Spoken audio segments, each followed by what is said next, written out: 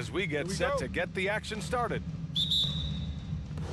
And it's going to be the Jazz off the tip. Now Sexton. Here are the starters for Utah. Jordan Clarkson is out there with Colin Sexton. Then it's Lauri Markkanen. Then it's Juan Toscano-Anderson. And looking at how these two teams play, it should be a physical one tonight, Grant, particularly on the glass. Yeah, bring your hard hat. This is going to be a physical game indeed. Both sides are used to generating extra possessions with their rebounding. So I'm curious to see which club wins that battle. First personal foul. First team foul. Here's Washington. Pass to Williams. Ball right side. So it'll be 2 free throws. He was fouled in the act of shooting.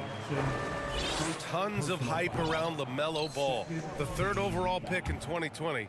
Just like you, Grant. Yeah, although the draft was a little different back in my day. But let me tell you, B.A., there is so much pressure being a top 3 pick.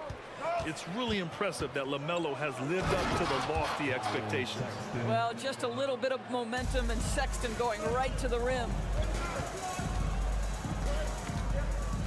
Oubre against Clarkson. Ball outside.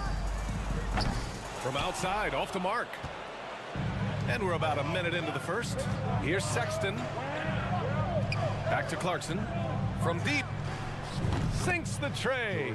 Well, that's an example of using both vision and playmaking ability to find the open teammate. Sexton is a quality floor general.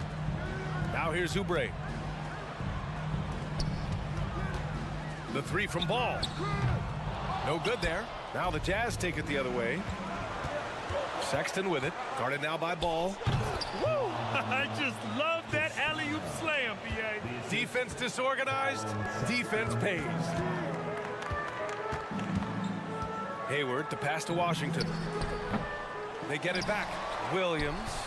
And there's the bucket. Staying with it that time. Offensive glass, getting it done. Well, you love the persistence on the offensive glass. All about effort right now. And this first quarter has been ridiculous. They simply can't miss right now. Left side, Williams. Rebounded by the Jazz. It's a 9-point spread. Pass to Markkanen. Clarkson outside with the drive. Blocked! Well, you love the 6'7" length that LaMelo Ball brings as a defender. Just gets a hand on that and sends it back. Oh, got that bucket in no time at all. You don't want to let him get into a rhythm from out there. Well, the past few seasons, the Jazz have become serious playoff contenders. You know, B.A., with high expectations, they haven't reached their goal. Now, this franchise definitely has their sights set on the ultimate prize, their first championship. Oh, phenomenal hustle. He has a knack for those boards. Man, he is tenacious when that ball goes up. And that puts them just 1 foul from the bonus. Second personal foul. And the 3rd team foul. Here's Hayward. Uses the glass on the layup. Well, Gordon Hayward has an interior game that is solid. He's outstanding using his height and his touch on the interior. First personal foul. Second team foul. And here in the first, about 3 minutes in. To the middle. Back to Sexton. Fires from deep. And a foul called on the way up. So he'll take 2 from the free throw line. That one on Hayward. Out of bounds. It'll go to the Hornets. And the fans love seeing incredible moments on defense like that block. And that kind of rejection early on energizes your squad. The coaching staff just loves this kind of hustle. For Charlotte, they've gone just 3 for 7 here at the start. Ball. And that one's long. That's a decent look for him. He just couldn't convert. Hayward against Sexton. Back to Toscano-Anderson. Oubre with a steal. Fast break. Here come the Hornets. And it's Washington missing. Utah leading. Back to Markkanen. Pass to Clarkson. First quarter of play and just over 3.5 minutes in. On the wing, Clarkson. Here's Markkanen. Always a nice way to start. Makes his first one. Get the ball and go to work. Markkanen using his size to great effect inside. I mean, Jordan Clarkson is huge in the Philippines. His family with roots there, traveling out to Manila with NBA cares, drawing huge crowds. Now here's Oubre. From deep, Hayward. And that's out of bounds. Last touch by Washington. That looks like a lack of focus. You've got to question what he was trying to accomplish there. So Utah ends up going with a new group. For Utah, they've gone 7 of 9, a solid percentage so far. The kick to Olynyk. And he's going for the oop here. Trying to go for a lob there. Excellent defense and anticipation to stop it. Oubre finds ball. 27 seconds left in the first quarter here. Williams misses. Williams is gone 1 for 3 from the field here. Here's Dunn, and that one is stuffed right through. And early on, they've been on a tear, just getting whatever they want offensively. Well, what I love is the game plan has been solid from the opening tip, and guys are making their shots. That's critical. What a terrific play by just a tremendous all-around player. This guy makes it look easy. Left side Olynyk launches it, knocks it down from distance. They've played with fantastic energy from the opening tip. Well, you set the tempo early, and when you get command and control of a game, it's perfect. And so it's Utah earning this break in the action, up 10. Your Hornets dance team. Great to have you with us. Second quarter of basketball. This game has not exactly been neck and neck, but plenty of time left in this one. And guys, let's get your take on the scoring breakdown for Utah. Well, guys, early on, they're driving the lane constantly, using their quickness to gain an advantage. Look at their points off penetration. I think the other thing they've done a great job of is making their presence felt inside, converting tons of paint opportunities. On the floor for Utah, getting going in the second. They've got Kelly Olynyk, also Damian Jones out there. Chris Dunn is out there with Rudy Gay. The defense there doing whatever they can to protect the rim. So for the Hornets, Richards is checked in for Williams. Martin comes in for Hayward. And Maladon subbed in for LaMelo Ball. Here's Olynyk. Ooh, a little luck that time as it drops. Olynyk's got 5 now. And they're building on their lead, doing whatever they can to blow this game open. One of the things they're doing is identifying favorable matchups and then going at them. Pass to Washington. Outside Oubre. Shot clock at 6. Knocks it loose. It's stolen by Olynyk. Out to the right wing. And it's Olynyk with a jam. You get the sense of the impressive reach of Olynyk, important on that dunk. Olynyk's gone 3 for 3 from the floor. And not many teams have as solid a piece to build around as the Hornets do with LaMelo Ball. LaMelo clearly is a guy who has incredible confidence, incredible vision and passing ability.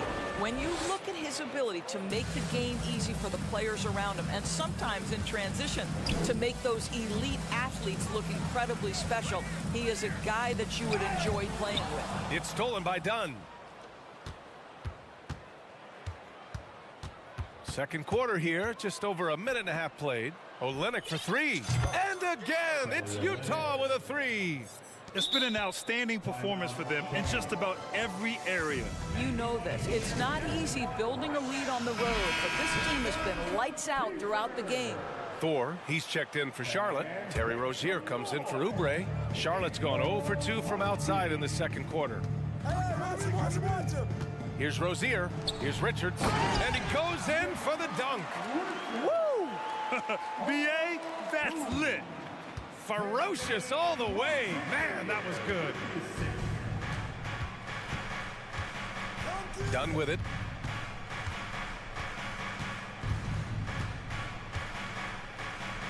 Pass to Olynyk. 5 on the clock. Stolen by Rozier. Fast break. Here come the Hornets. Thor with the bucket. We all know Terry Rozier can score the ball, but boy, showing the selflessness right there with that pass. Here's Olynyk. Shakes him. And he lays it in. Olynyk's got 14. And trust me, when the D's slow to react, he'll be the first guy to make them pay. And that's typical of this guy. He's always reading the situation, reacting quickly, and capitalizing.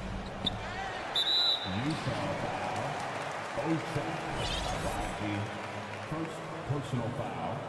Second team foul. And it's the Hornets with the ball. 15-point game. Pass to Maledon. Launches a three. Gets the three to fall. And legacies are defined in the playoffs. Game to game, what's the measure of greatness for a star player in your mind, Grant? Well, B.A., I think it's all about consistency. The great ones in this league historically bring it every night. They may have a bad game here or there, but for the most part, the energy, the effort, and the consistency is always there. Outside Jones. Here's Gay. And he's going to the line for two. The official saw contact while he was going up. It's going to be on Cody Martin. No good on that one. Yeah, you know, guys, he was selected all the way back in 2006. But Rudy Gay is still going. One of the final players from the draft class active in the league. Here's Maledon, defended by Dunn. Oh, and there's the whistle on the shot. So 2 free throws for him coming up. And for Rudy Gay, over 15 years in the league. Grant, how is he still effective? Well, B.A., Rudy has changed the way he plays over the years. He came into the NBA exclusively playing the three. Now he's a power forward. Even runs a bit as a small ball center as well. Out of bounds. It'll go to the Hornets.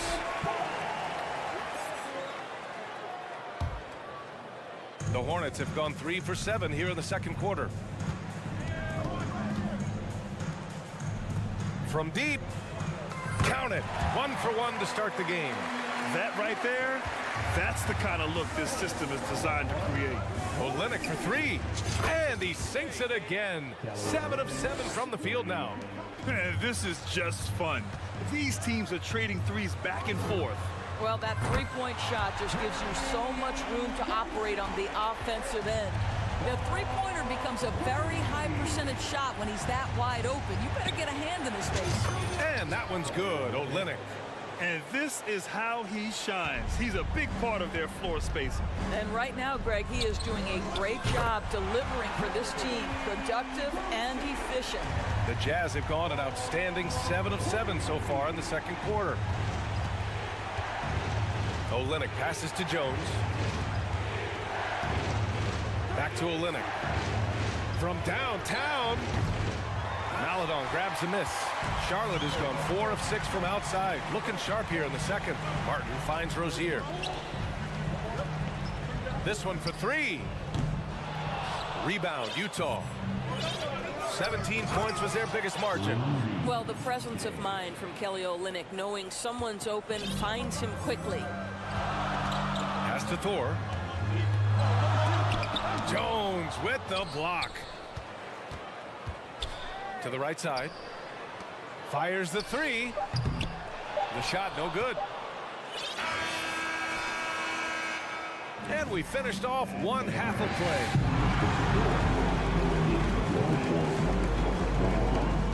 The Jazz, 41. Get ready. From the Jabberwocky. And we've got third quarter basketball here. 2 quarters in the books. Without question, Kelly Olynyk displaying all his skills today. Well, if he's hit threes like he did in the first half, he's going to have a monster night. What I love is they've continued to feed this guy, ride the hot hand until the defense does something about it. At the forward spots, Hayward and Washington. Ball is out there with Kelly Oubre. And it's Williams in at the 5. That's the Hornets 5. Hayward for 3. The shot off that time. And Utah the other way now.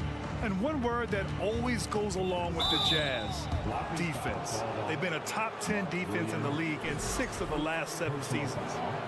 First team foul. Here's Clarkson. Kicks it out to Markkanen. Pass to Toscano-Anderson. And the defense didn't have position. They whistle a blocking foul, and he'll go to the line.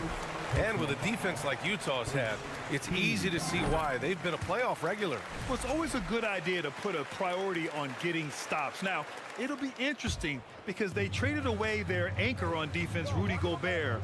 Can they live up to the standard they've set the last few seasons? Let's see if it can happen. Out to Hayward. Outside Oubre. Ball outside. Just 5 on the clock. Charlotte needs to get one up in a hurry. Washington. And once again, off the mark by Charlotte. Markkanen from long range. And the three-pointer goes. Markkanen's got 5 points. Well, you can see this team depends on Markkanen to space the floor, delivers with the range 3 there. Pass to Hayward. Over Markkanen. Out to Hayward. Three-pointer. Clarkson grabs a miss. Utah has got 6 of 7 threes to fall. They're looking solid out there. Anytime you get points in transition, you are thrilled. You can see the speed of Sexton on display. Hayward's shot is off. He is just not taking smart shots out there, a pattern he has fallen into tonight. Pass to Markkanen. Hayward with a steal. Ball with it. Picked up by Sexton. Oh, deflected. It's stolen by Clarkson. Here's Toscano-Anderson. Williams defending. Oubre with a steal.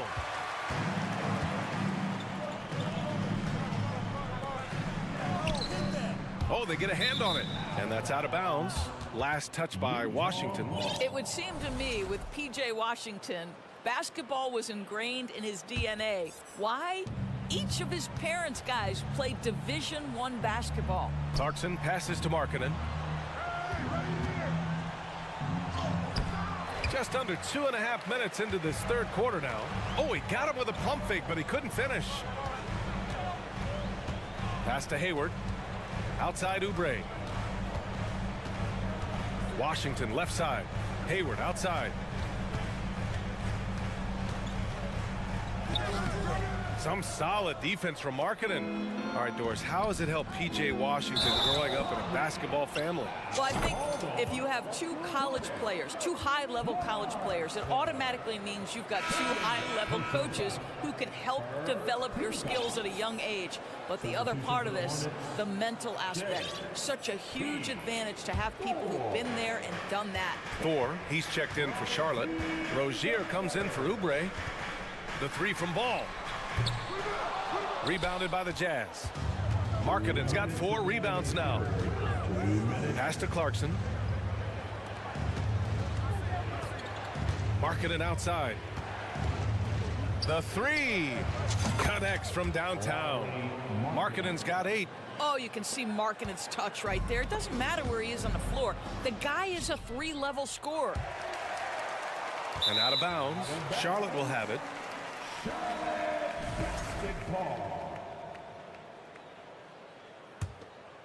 The Hornets shooting poorly, just 29% from the floor in this game.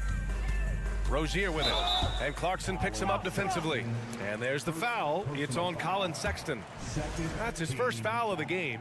Tough break for the defense. I mean, he took the hit, but he didn't get the call. Minute 32 left in the third. Hayward for 3. Knocks down the triple. Give him 8 points now. The fast release makes Gordon Hayward such a difficult check. If the defense is giving him any space, forget about it. Markkanen from long range. Drills it from deep. And the Jazz lead by 17. That's how you up the ante. Come right back at him. And you would expect nothing less from these two, taking pride and making plays. Pass to Williams. Man, the defender really went after him. And a chance to catch up on some numbers here. The scoring breakdown for Utah. I mean, they played some beautiful basketball all game. The passing has been impressive, and it's opened up things with their ball movement. And the other thing, guys, that they've been very effective at is shooting the long-range jumpers. The defense has been having trouble closing out to them in this game in particular. Here are the Hornets with the ball. Down by 15. Rozier can't get it to go. Outside Sexton. Williams defending. And he got the whistle on the way up. So he'll be headed to the line for a pair. And the first one at the line is good.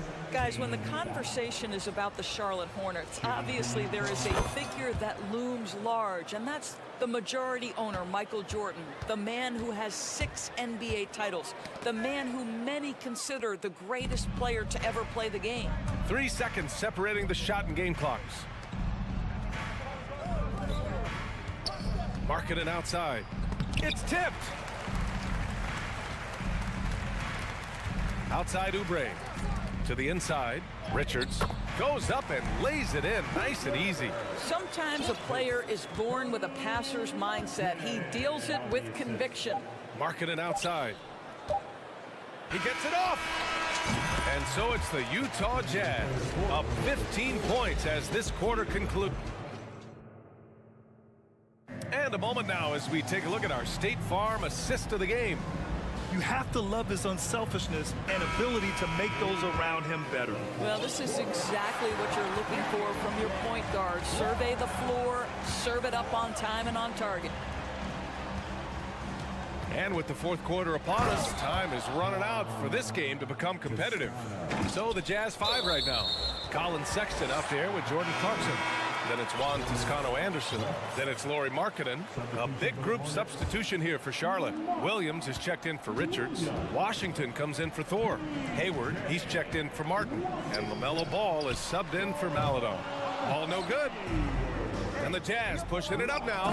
It's not just the decision-making, it's the ability to put the pass where it needs to be, when it needs to be there. Mr. Markkanen, well done, sir. Ball passes to Hayward. The turnaround Jay. He can't hit that time. Utah shooting has been incredible, 72%. Pass to Ball. Back to Washington. Now here's Ball. 60 ticks off the clock here in the fourth. He got a piece of it. Here's Clarkson. Three-pointer. Washington grabs the miss. Washington's got 5 rebounds tonight. Out of bounds. It'll be Utah's ball. It's one thing to get outplayed, but when you're giving away possessions like this, it makes it even more tough. The Jazz have gone 2 of 3 to open the fourth quarter. Here's Dunn. Pass to Jones. Ball with a steal. Here's Oubre. Rebounded by the Jazz. Well, that's a case where a guy's trying to make a play, trying to take it up strong, but the defense was ready. Olynyk up top. He's covered by Oubre. Mark Williams, third personal foul. First team foul. Now here's Dunn. Hounded by Ball. Counted. That's just unreal body control. Chris Dunn really showing up the D with that shot. Oubre finds Washington. Ball outside. Back to Washington. Up top Ball. Deflected. Left side Williams. Clock at 6. A shot to stop the drought. And so he draws the foul, headed to the line to shoot a pair. Even as a forward, Gordon Hayward can run the offense, Grant. Hey, B.A., he is a tremendous passer. Hayward's averaged over 5 assists a game during the season. Having Gordon in the front court really helps with ball movement. And you know, guys, there's one thing that may have hurt the Hornets the past few seasons, a lack of playoff experience among their core players. Well, we see a lot of emphasis on three-point shooting nowadays, but you'll take that look right there any night of the week. Hayward for 3. Rebound by Olynyk. Olynyk's got his 4th rebound in this one. Lets the 3 fly. They get it again. That one a little long. It's stolen by Dunn. And it's Gordon Hayward with the foul. That's foul number 2 for him. And let's face it, they won't get back in the game with fouls like that. To the left side wing. Pass to Abaji. Williams grabs the board. And of the Hornets' top 5 scorers last season, 3 have never been to the playoffs. And BA, that can be tough when the pressure's on. They've gotten blown out in play-in games each of the last 2 seasons. But with all their talent, they should be in the postseason soon enough. And ball throws it down. Kelly Oubre, because of his athleticism, he can swipe it at any time. Utah has gone 0 for 3 here in the 4th. Takes a step back. The kick to Olynyk. Fires the 3. The Jazz with another miss. A difficult situation for Charlotte. Williams passes to Washington. Outside Oubre. Fires for 3. The rebound by the Jazz.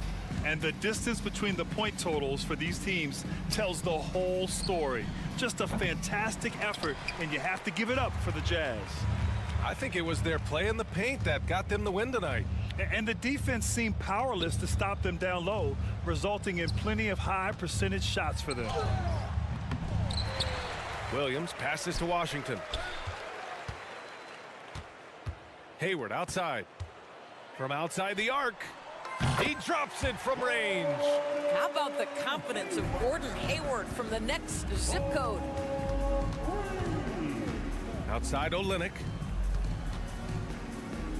The kick out to Gay. 46 seconds left in the 4th quarter of this one. And here's Oubre from the arc. Rebound by Olynyk. Here's Abaji. Puts up a 3. Nails it from 3. And the Jazz lead by 19. And they came in here with some attitude, and it brought out their best play. And I couldn't agree more. What makes it that much more impressive, they're doing it on the road. Let's go with a 3. Ball with the rebound. Here's Williams. Driving inside. Excellent recognition from Kelly Oubre right there. So solid, sensing when one of his guys is open. Jones with a screen on Oubre. Abaji hits the 3-pointer. Abaji for 3. So we see the Jazz taking the W here. All right, Allie, thank you. Thank you for joining us. That'll do it for now.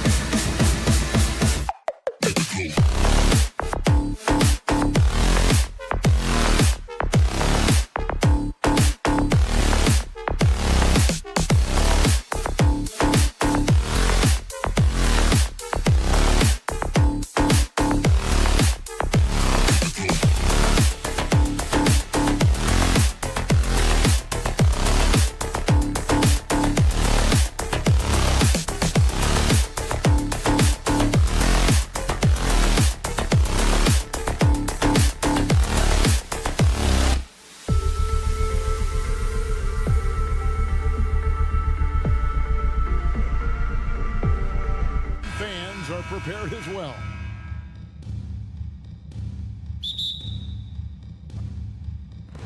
Tip-off goes to Charlotte. So a look at the starters for the Wizards. DeJuan Wright is out there with Bradley Beal. Then there's Daniel Gafford. And there's Porzingis. And it's Kuzma in at the small forward position. Now Ball. After Terry Rozier's three-pointer that didn't go. Martin with it. Now Wright defending. Just 4 to shoot. Plenty of daylight on that shot. Ball's got his team on the board to start the game for Charlotte. Well, if you like free-flowing offenses that pile up the assist, Clark, you've come to the right place. Tell you what, Kevin, both of these teams really emphasize player movement, ball movement, and getting everybody involved, touches and shots. It makes them very unpredictable and really keeps the defense off balance. Now, here's Rozier.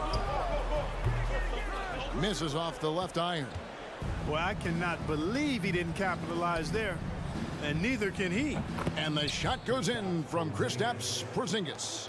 You know, at 7'3", not many guys can defend Porzingis. I mean, especially when he's operating this close to the rim. No one near Rozier as he lets it fly. That shot off the mark, and it's Washington the other way. And now we'll go to David Aldridge, who spoke with Steve Clifford. David. Thanks, Kevin. He said when you're going against a team that can dominate like this one inside, you have to really play great help defense, communicate, and double team, but only when it makes sense. It's a little bit of a chess match, but it's a physical one, guys. Okay, David, thanks. And a player opt-out for Kyle Kuzma after this season. GA probably hoping to earn himself a raise. Yeah, and he's a worker looking to round out his game and take that next step as he's just entering his prime. Now here's Porzingis. And Beal kicks to Porzingis. Back to Beal. Pass to Porzingis. Fouled on the shot and picks up 2 points. So 1 free throw coming up.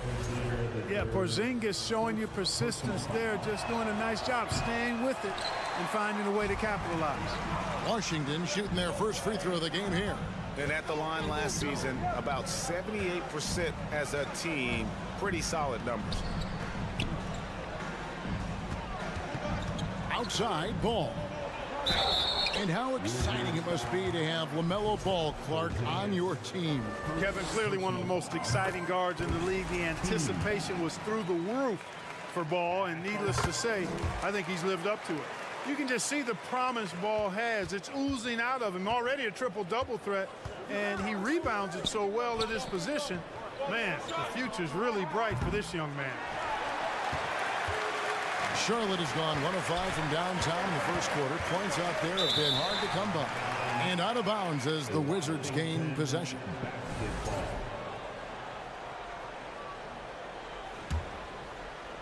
First quarter of basketball, just over 2.5 minutes played. And Wright kicks to Beal. The wide open look here for Kuzma. Good, and it's Beal picking up the assist. Kuzma's got 6 points. The timing, the rhythm. Kuzma really does a nice job catching the defense off guard with those catch-and-shoot jumpers. Now the Wizards with it. They've outscored them 10 points to 2 during this run. Porzingis with a screen on Ball. Outside, Porzingis. And the Wizards hit again from deep. Hitting threes playing the 5 might be Porzingis' best attribute. I mean, it does effectively space the floor when your 5-man can shoot like he does. Martin for 3. Washington with the rebound. A bit of pride at stake, trying to get that last 3 ball back, but couldn't get it to fall. Gafford kicks to Beal. Porzingis sets the pick for Beal. Off target there. That would have pushed the lead to double digits. Hornets trail by 8. Now Washington. He's gotten some minutes, but nothing on the board yet. Rozier with the ball. Now Beal defending. Terry Rozier, that 2019 sign and trade changed his career. You know, going from Boston to Charlotte, Scary Terry got an increased role with the Hornets, and sometimes that's all a player needs. He became a starter there, doubled his scoring average, and it was really a hand-in-glove fit for Rozier. Now here's Kuzma. He has 6 with the shot, and a little luck that time, but it drops. He's got 8. Just reliable, guys. He's just always trying to make the right play. Ball against Wright. Ball, the pass to Rozier. Here's Martin. And the rejection by Gafford. Ball against Wright. And the layup's good off the glass. Their play on both ends has been superb. We'll see if they can maintain the momentum. And, you know, nothing like getting an opponent on the ropes early. You love that if you're on that side of the scoreboard, and they are landing some haymakers now. Here's Beal. Shooting foul as the whistle blows. He'll shoot 2 free throws. And quite simply, Beal is an all-NBA player in our league, a multi-dimensional guard who does many things well, especially scoring the ball. And what an advantage. You really feel like you can always trust him when he's at the line. Ball with a wide open look. Good on the three-point shot. Ball's got 8. Well, I like the fact that this is something Ball continues to work on, that deep shot of his. He knows he's got to be a threat from deep to expand his game. And that's going to do it. Some good defense down the stretch to end the quarter. And so it's the... Please give a big round of applause for your Hornets. And if you're just tuning in, we've got a wide margin on the scoreboard, but plenty of time left for a comeback. And what do you guys think so far about the offensive approach for the Wizards? You know, right from the start, it's saying they got hot from three-point range, pulling apart the defense and racking up the points, too. And they're making their own luck with how hard they're playing, forcing turnovers and turning that into offense. Taking a look at the Wizards. Kendrick Nunn out there with Monte Morris. Then it's Avdia. Then it's Taj Gibson. And it's Kispert in at the 3 slot. You know, over the last couple seasons, it feels like the Washington Wizards roster is in constant flux. I mean, from role players to all-stars, guys coming in and out. Oubre, good. A legitimate sniper from distance. Love seeing Oubre Jr. shoot it with such precision. Stripped away. Oubre on the wing. And it's the Hornets, another 3. Gets the shot he wants. The defense wasn't quite connected enough. They lost contact. For Washington, how difficult, Greg, is it to win when your roster changes, as you were just talking about? It changes so much from year to year. It's really tough. I mean, take Spencer Dinwiddie. You know, he signs a big 3-year deal, traded 6 months later. So when things like that happen, it's so difficult to create chemistry. Here's Oubre following the bucket by the Wizards. 5 on the clock. Here's Maladon. Avdia with the rebound. The shot's there for him, and he's got to take it. I don't care if he doesn't convert. That's a shot he has to continue to take. Personal foul. First team foul. And we're a little over a minute and a half into the second quarter of action. Morris outside. And it's Kispert in the corner. Shot clock at 5. Latrey off to a good start as he hits his first shot attempt. Unwilling to let up even for a moment. That's his killer instinct, just fanning the flames. Yeah, I love the fact he doesn't play the score. He just keeps coming, attack mode. He doesn't know how to step off the gas pedal. And so here's Charlotte following the three-pointer by Corey Kispert.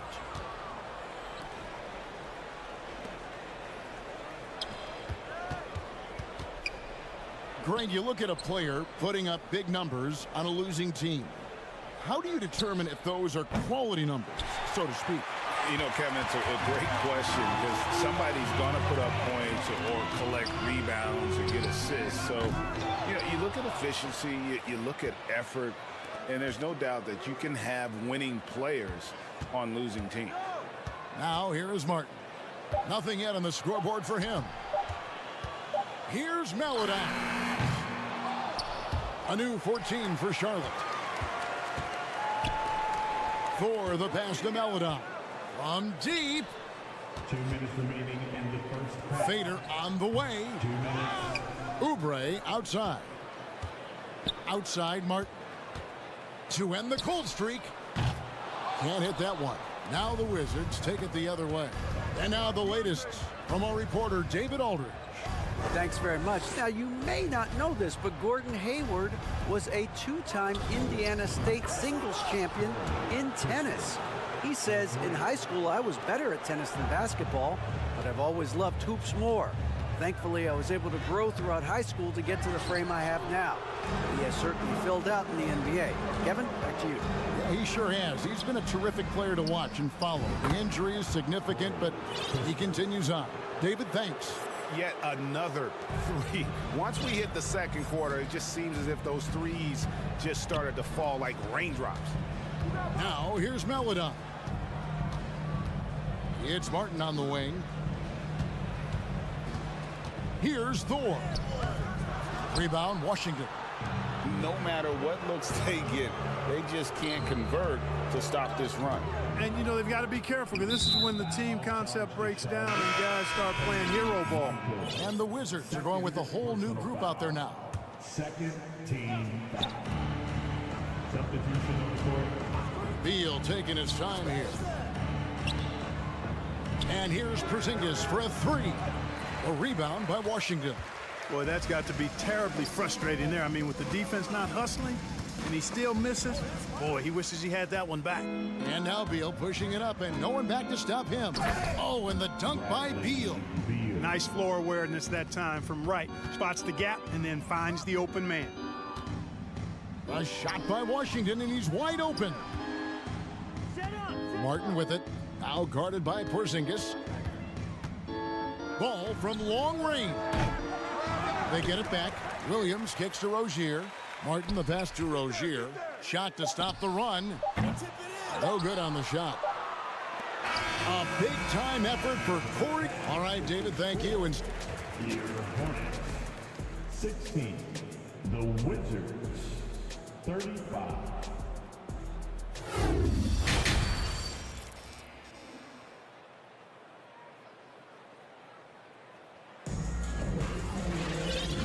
after a very lopsided first half, we'll see if things play out a little more evenly here in the second. Wow, you look at Corey Kispert. What a contribution. Yeah, he's just been raining down on him from deep here. You talk about dialed in. Well, you know, the stroke looks fantastic. Even when he's had a hand in his face, it hasn't affected him at all. The guard pair, Ball and Rozier. Williams is out there with Washington, and it's Martin in at the small forward. So that's the Hornets 5. Now, here's Ball. And the three off target. And staying healthy for Porzingis has been a challenge over his career. Not uncommon for players standing well above 7 feet. Well, part of their game plan was to block out the noise and just stay focused. And what's been impressive is that it's not been any one player. It's been a collective effort, contributions from everybody. And the Hornets with possession here, following the bucket by the Wizards. Here's Williams. Porzingis with the block. Hey, with that length, Porzingis is always a threat to block shots. I mean, when he matches that length with really good energy and awareness, he can be a good defender. And in New York, even before his injuries, the front office voiced concerns about Porzingis' ability to stay healthy. Well, the track record for players 7-2 and up, not great. And today's game demands more movement from big men than ever before. Now, here's Rozier. Following the miss by LaMelo Ball. To the right side. Clock at 6. That's good, and it's Rozier with the assist. And that's now 10 points for LaMelo Ball. Right against Ball. And Wright kicks to Kuzma. And the pass to Porzingis. The Wizards working the ball around now. He had a nice open look right there. Beal's got 7. And perimeter scoring, I have to imagine it was a topic of discussion at halftime. Certainly. I mean, they saw a weakness in the perimeter defense and took advantage of it. Here's Rozier after the basket by Washington. Outside, Ball. Again, Ball missing. For Washington, they've gone 5 of 6 so far from the field in the second half. Tremendous efficiency. Wright looking around. Inside, Gafford, and foul on the shot, so he'll get a chance at the line. For Charlotte, they might be the most electric team, Clark, in the NBA. Young and very exciting. Yeah, I agree, Kevin. I mean, they're extremely potent, and they are exciting to watch. LaMelo Ball, man, he can do just about everything. The Hornets, a lot of fun to watch for sure. Wizards making a switch here. Abdias checked in for Porzingis. Kisper comes in for Kyle Kuzma. Kendrick Nunn, he's checked in for Beal. And Monte Morris subbed in for DeLon Wright. And I think that play sort of sums up what we've seen tonight. Just simply being outplayed both sides of the ball. Smart basketball defensively, turning into easy points. Maladon, and the rejection by Gafford.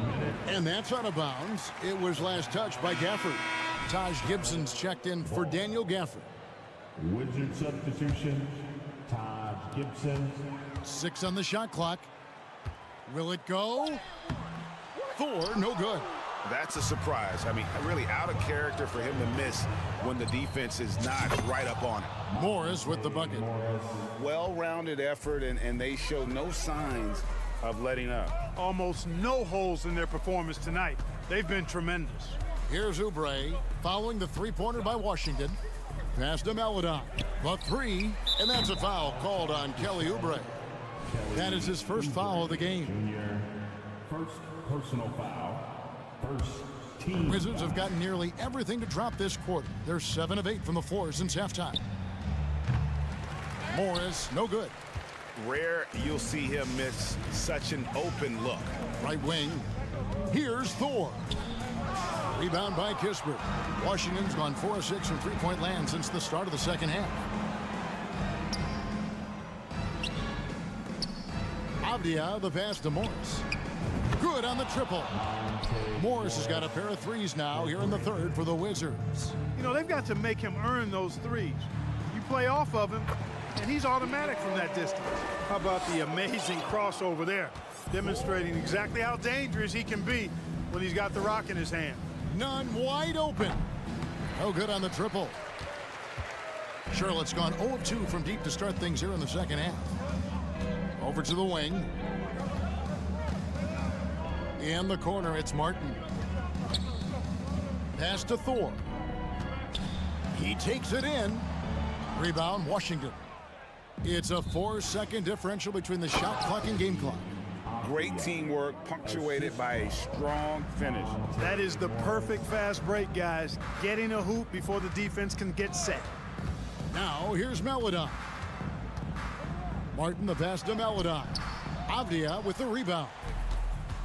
Avdia's got his 5th rebound in this one. And out of bounds as the Hornets gain possession. Substitution on the court. Just 4 seconds left in the third quarter of the game. And the quarter ends with some stifling defense right there. And so it's the Washington Wizards. Your Hornets U dance team. And there have been 2 very different performances from these teams today as we get going in quarter number 4. And it's the Hornets ball. 4th quarter on the court for the Wizards. Kyle Kuzma is out there with Porzingis. Then it's DeLon Wright. Then there's Bradley Beal. And it's Gafford in at the 5, roaming the paint. Pass to Maladon. Jacks up a 3. Porzingis with the rebound. Porzingis has got his 6th rebound on the night. Hey guys, what do you think about the offensive approach so far that we've seen for Washington? And they're playing beautiful basketball right now, racking up the assists by playing so unselfishly, just finding the open man. Yeah, you know, the defense just hasn't been able to keep up with them in this one. The transition game, as a result of good defense, has been very strong. Now, here's Gafford. Out to Porzingis. Shot clock at 6. Nice ball movement by Washington. Puts up a 3. Kept alive by Washington. Back to Beal. To the paint. Here's Wright. There's the 3. Kuzma can't get it to go. And, you know, the defense to me looked like they were okay to let him prove he could make that shot. And the ball's tied up, so we'll have a jump ball. You gotta love strong defense, especially when it comes in the form of harsh rejections. Wow. Yeah, quick thinking pays off big. What a block. Now, here's Washington. And here's the fast break. Beal leading the way. And Gafford throws it down. And we continue to see Beal improve as a playmaker. Beautiful pass there.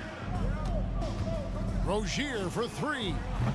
A new 14 for Charlotte.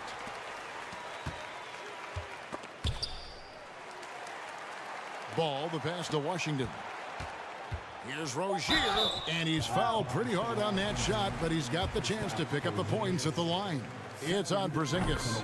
When Rozier is attacking the defense like that, I think it really bodes well for his team. They want him to be aggressive and physical and draw those fouls. And for Terry Rozier, all of his efficiency numbers are way up the last couple years. Here's a guy who was just 37% from the field during his time in Boston. It's good. Can't let Beal get that comfortable because he's so efficient once he gets in that area. Ball from long range. Outside Martin. The pass to Rozier. Ball feeling it out a bit. Martin for 3. Rebound, Washington. Porzingis has got rebound number 7 for him tonight. And the numbers of Terry Rozier. As you mentioned, they're getting better bit by bit, Greg. Scary Terry's three-point shooting is way up, and that helps big time. With experience, Rozier isn't forcing things offensively, becoming a much better decision maker. 2022, Greg, a year for the Washington Wizards with some historic significance. And it marks 25 years of the Washington Wizards name being on an NBA jersey. A cool moment for the current players who can look back on this franchise and know they're a part of history. And he gets the whistle for the 3-second call. Charlotte basketball. The Hornets have gotten off to a rough start in the 4th quarter here, going 0 for 4 so far. The kick out to Rozier. No good with the triple. And it's Wright with the ball for Washington. Kuzma outside. A 3 ball, and right on through for another basket. He's got 5 made on 5 of 9 shooting. Put that throttle down. Love seeing Kuzma on offense play with so much confidence. Now, here's Rozier. Stolen. Oh, and a fast break for the Wizards. 2 minutes remaining in the game. Right, the pass to Gafford. Outside for Beal. For the 3. The putback controls the rebound and puts it back up and in. That is really good work there on the offensive glass. Here's Ball. Here's the drive. Yep, it counts. Ball's got a little more strength than you might think, able to muscle that time right through the aggressive defense. Rozier against Beal. Outside, Porzingis. And a miss there on the triple. For Charlotte, they've gone just 1 of 6 in the field to start the 4th quarter. A bit of a slowdown for them right now. And the basket by Rozier. And right from the get-go, they stood out as the better team. Their hunger to dominate and play for each other was outstanding for the Wizards. And one area that stands out that we've seen tonight from them, their aggressiveness in getting steals, something I know that you really value yourself. I think it sparked their offense. It deflates the opposition. And when you have the type of effort we saw tonight, it's pretty hard to overcome that defensive pressure. down the stretch. And one of the key components to this victory, if not the biggest, was the incredible performance for Porzingis. Yeah, and he was aggressive rebounding the ball tonight. I think his aggressiveness on the glass helped set the tone. And it's the Hornets with the ball, following the bucket by the Wizards. Here's Martin. Porzingis with the block. Already a skilled interior player. At times when Kuzma is close to the basket, you have no choice but to foul him. And the first one at the line is good. During last offseason, the Hornets decided to part ways with their coach of the past 4 years. Always a tough decision, and this is a critical time for Charlotte. They've got a tremendous young core. They think their time is now, and they want to make a bold move with the new hire.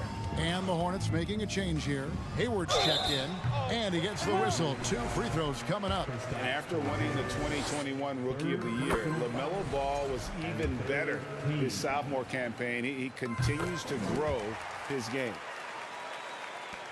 We've got 33 seconds left in the fourth quarter. And Beal kicks to Porzingis. Kuzma outside. For 3. Hits it from three-point range. And it's just competing, you know, giving your best when it matters most. Yeah, you know, once they got victory in their view, a huge injection of energy and a great run to finish it off. Now, here's Rozier. Right side, Ball. Over right. And contact on the shot, so he'll be shooting free throws here. Personal foul. That's good from Ball. At the line. Ball hits them both.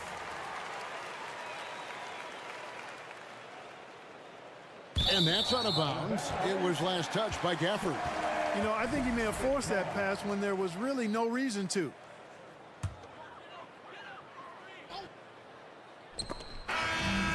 And so it's Washington easily grabbing this one. Thank you, David. Great interview once again. Thank you for joining us. That'll do it for now.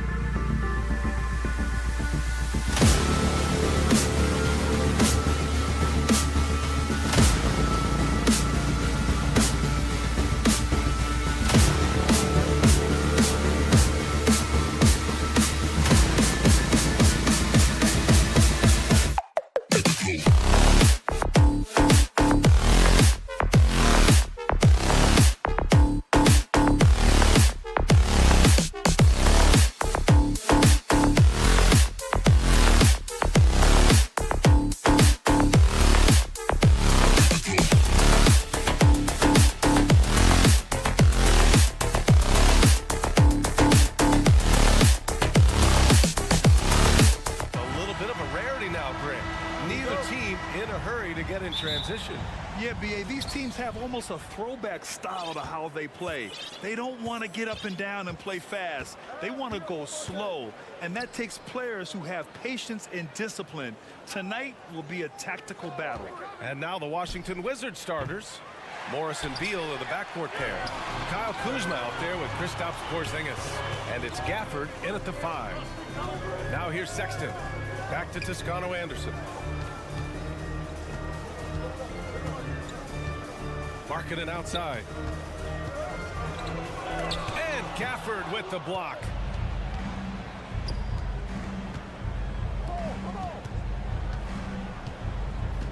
Porzingis passes to Kuzma.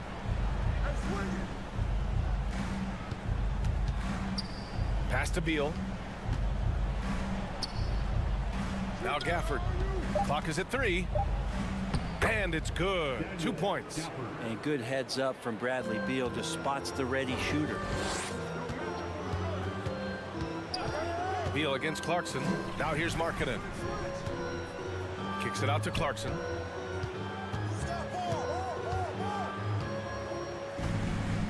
From behind the arc. Porzingis grabs the board. Well, very few players have the firepower that Bradley Beal does as a combo guard. He's been in the league since 2013. And defenses still haven't figured this guy out. He just rises up and throws it down hard with one hand. That is such a go-to move for him. He holds nothing back on those. Now here's Morris. Pass to Beal. Porzingis with a screen on Sexton. They kick it out to Porzingis. From the wing, Morris can't hit. And as for Beal's offense, Brent, it's all that much more impressive given what kind of load he's had to carry. Well, B.A., it's not just the load he carries, it's that he really hasn't had that complimentary guy next to him the past few seasons. It's been developmental guys, younger players with potential. So defense is focusing on Bradley Beal, all their attention to him, and yet he still produces. And Washington has possession. After the basket by Utah. Markkanen outside. The 3. Pure from three-point range. Markkanen's got 6. Just loves it. Loves to play like a guard and shoot it from the perimeter. Markkanen's bread and butter.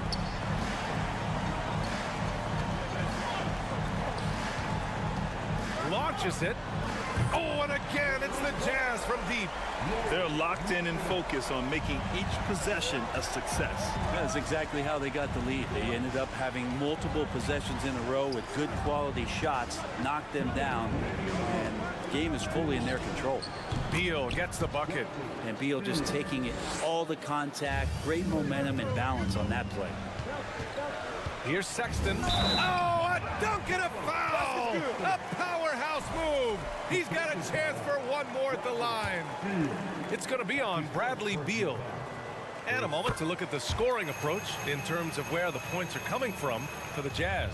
Well, in today's NBA, the three-point shot is so valuable. They realize this, and that's why they're continuing to drain as many as they can.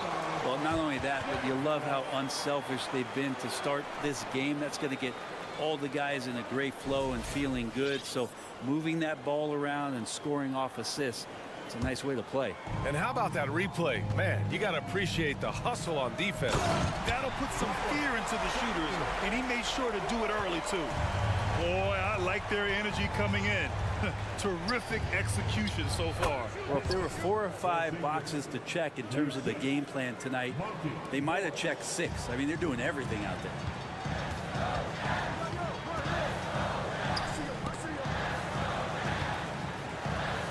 He's guarded by Gafford. He's in his comfort zone. 2 for 2 to start this one. You know you're doing something right when you find yourself up double digits in the first period. Well, dominant so far. That's the responsibility of the starters. Now let's see if everybody else who plays in this game makes the same kind of high-level contributions. Sexton against Kuzma. Markkanen from long range. Slams it down with 2 hands. Man, they're really getting aggressive now. Kuzma, the pass to Porzingis. Oh, it's Porzingis with the jam. Yeah, no need to settle for a layup with Porzingis inside at that size. That's an easy jam. Markkanen with it. Porzingis picks him up defensively. Porzingis grabs the board. Washington has gone 1 of 4 from deep. Beal from outside. And again, Washington with a triple. He's consistent from out there, especially when you give him that kind of room. And it's Toscano Anderson penetrating. Kuzma with the defensive effort. Washington has gone 2 of 5 from deep. 2-second difference between shot and game clock. For 3, Porzingis. And that makes him 3 for 4. He's looking good. Nice ball work there in Porzingis. It finds his hands, and then the ball finds the hoop.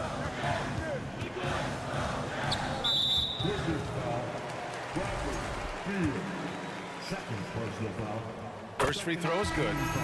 So both teams changing it up here. And he can't hit the second. And here's Wright.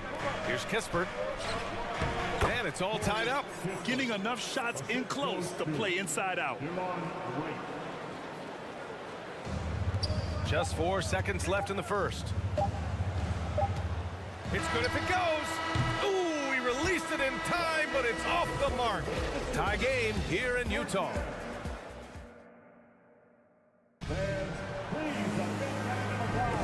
And close game underway so far. We'll see if either of these teams can jump out ahead in the second quarter. And from what we've seen from the Jazz, what's your take so far? Attacking relentlessly, drawing fouls. They won that first quarter at the stripe. Yeah, they were going right at the opponent here and forcing their hand. I mean, like literally making them foul them. They've got Damian Jones. Kelly Olynyk is out there with Lauri Markkanen. Then there's Chris Dunn. That's the group for Utah, getting going in the second. Here's Kispert. Oh, he misses the go-ahead basket. Just terrible defense. I don't know how he missed that shot. One thing I like about Corey Kispert is that he decided to do all 4 years in college, something you just don't see very often. Now Nunn.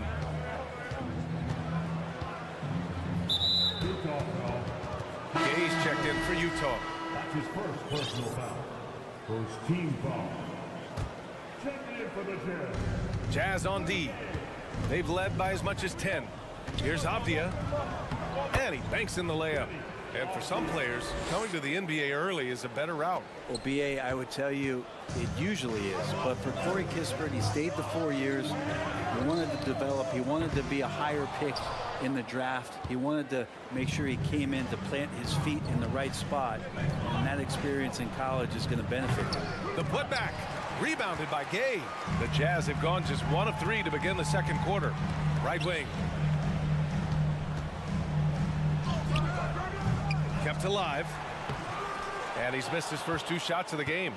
Washington has gone 0 for 2 from outside in the second quarter. Here's Avdia. It's deflected.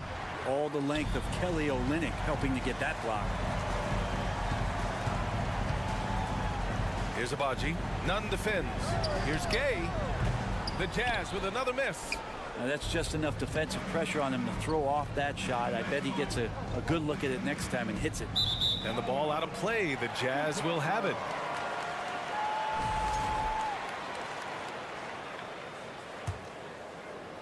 Quarter 2 and about 2 minutes in.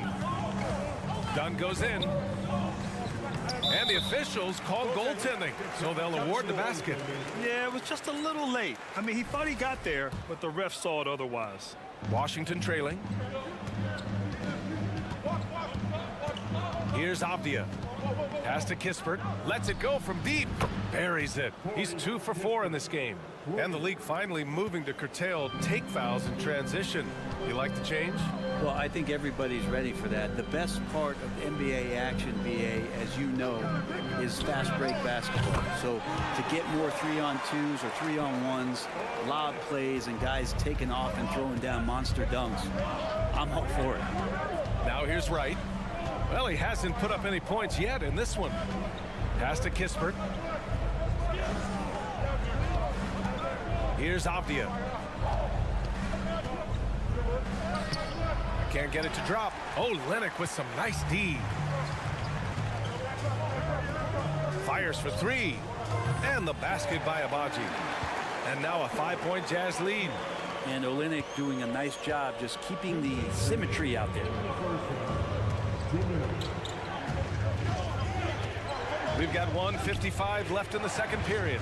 Here's Avdia. And a two-handed jam. Look out below. You got no chance of defending him right there. Over to the left wing. Olynyk for three. No good. And Washington the other way now. Here's Kispert. He's got 5. Outside Nunn. The 3 ball. Rebounded by Gay. Gay's got 4 rebounds in the game. And the Wizards had to deal with a lot of changes last year, not just in terms of their roster, but also bringing in a new coach.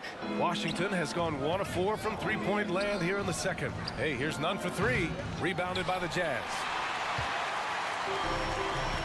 Pass to Abaji. Back to Olynyk. And it's Olynyk with a jam. Oh, not the defensive effort they need to cut into the lead. Boy, good call. You have to at least try to protect the rim. Good job to recognize the opportunity. That's just very solid offense. Here's Gibson. After the basket by Utah. Ooh, poked away. Right with the ball. Guarded by Olynyk. Shot clock at 5. And here's Kispert from the arc. Jones grabs the board. I'm not sure how he finds himself in so much space there. He's kicking himself for whiffing a bit on that one. About 3 seconds between the shot clock and the game clock. Got to give him credit for jumping on the ball and making the most at the other end. Boy, inexcusable at this point of the game. They got to be more composed in these moments. And how about the sequence in its entirety? Momentum swing, and you love the effort here. It's an even 3-on-3 break. Olynyk for 3. He can't get it to go. And so a close game as we wrap up the first half. For Wizards, 30.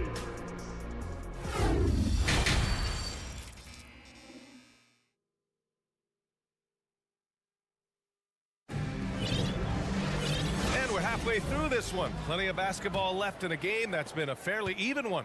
It's been quite a game for Lauri Markkanen. Through 2 quarters of play, he's been an excellent source of points. Yeah, he's shouldering the load right now and looking really comfortable while he's doing it. Here's who Wes Unseld Jr. is starting in the second half. Morris and Beal are the backcourt pair. Kristaps Porzingis out there with Daniel Gafford. And it's Kuzma in at the 3. I'd like to see more of that from Clarkson. Just get more consistent from the 3-point line. Steps up and knocks that one down. Utah has gotten 6 of 11 threes to go in this game. Stolen by Gafford. Pass to Kuzma. Now Porzingis. Oh, and makes it with the kiss. Porzingis has got 9. CTH. Can't teach height. Porzingis is big and completes the play.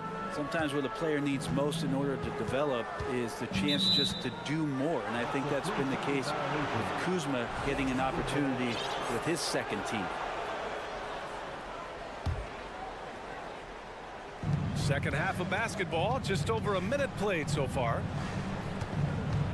Pass to Kuzma. And that comes off the assist by Morris. 5 points in the game. Kuzma certainly has embraced the chance to play a bigger role, Brent. Yeah, it's been an interesting situational change for Kyle Kuzma, knowing that he had a lot to prove, getting an opportunity in minutes to be consistent and to try to show people that he's more than just a role player in his first stop. Now here's Gafford. Beal outside. Gafford with a screen on Sexton. 3-pointer. Beal. Gafford with the bucket. We've seen Bradley Beal elevate his playmaking ability over the years. That's nice work in the pick and roll. From deep 3-point range. And again, it's Utah with a 3. This is what it's been since halftime. Remarkable results from downtown. Yeah, pretty infectious right here. Guys in good spirits and percentages from downtown on the rise in the second half. Now here's Kuzma. He's got 5. Fires from deep. That one is off. The D doesn't seem to be too worried about him from three-point range, and he shows us why still. I expect him to make one of those. Gotta love the effort there. An undersized 4 who can really make things happen with that leaping ability. On the wing, Sexton.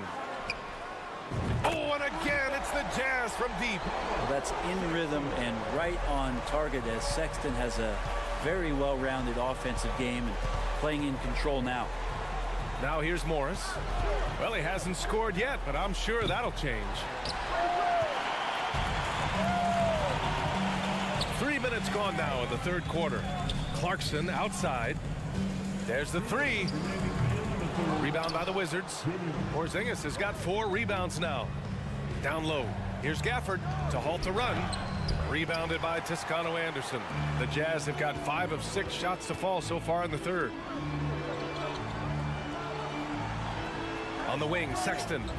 Give him 8. And there's a 3-second violation.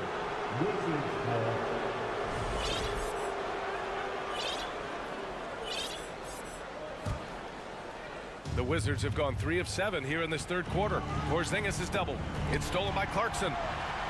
And here's the fast break. And that one is hammered home. Sexton working the ball to a teammate. That's what you want to see from him. Left side, Porzingis. Gafford passes to Porzingis. And again, Washington, no good. The other team just looks more in sync and is riding the momentum. Well, the other team is scorching hot, and they come down on this end and can't find a way to get the embers going. And just executing at a high level. I mean, taking what the defense allows and putting in the work. Basketball IQ is something that gets talked about, but its importance to a team showing up here, running plays that turn into scores. Now here's Markkanen. Again, Utah. They're really dictating the tempo on both ends of the court. You love it. Yeah, the other team a bit concerned here. They're trailing, and the lead seems to be growing. Clarkson outside. He shoots it. Porzingis grabs the board. Porzingis has got 5 rebounds tonight. 20 seconds left in the third. Morris outside. And again, Washington, no good. Markkanen from long range. The shot, no good. He got it up. Oh, he got it up in time, but it wouldn't fall for him. Big time effort for Jordan Clarkson. And a worthy candidate tonight as we take a look at our State Farm assist of the game. You know, I'm kind of stoked this was a choice because I love this pass. A remarkable find. He put his court vision on full display. Well, a great job with the eyes. And what separates great playmakers, as we note, is peripheral vision. Well, there may not be a lot of drama down the stretch as we head into the fourth quarter, but stranger things have happened. Kelly Olynyk is out there with Rudy Gay. Then there's Chris Dunn. Then there's Damian Jones. That's the group for Utah right now. This can make it so much easier for your teammate when you throw that lead pass that gets to him right on the money, whether that's on the run or in the shooting pocket. Pass to Kispert. Jacks up a 3. Fires in the triple. One of the more skilled offensive players that is on the floor here tonight. Not an easy fella to hold in check. Now here's Dunn. He's guarded closely. And it's Gay with the miss. 1 minute in now in the fourth quarter. Here's Avdia. Left side, Nunn. Out left to the wing. 6 to shoot. Oh, the shot no good by Kispert. The Jazz shooting it well, around 55% for the game. Pass to Gay. Here's Abaji. Off target from three-point range. And he probably thought he was going to bury that one. And here's Kispert from the arc. Doesn't go for him. And it's Utah the other way. They led by as many as 18. Here's Abaji. Nunn defends. There's the triple. Out of bounds. It'll go to the Wizards. Washington ball.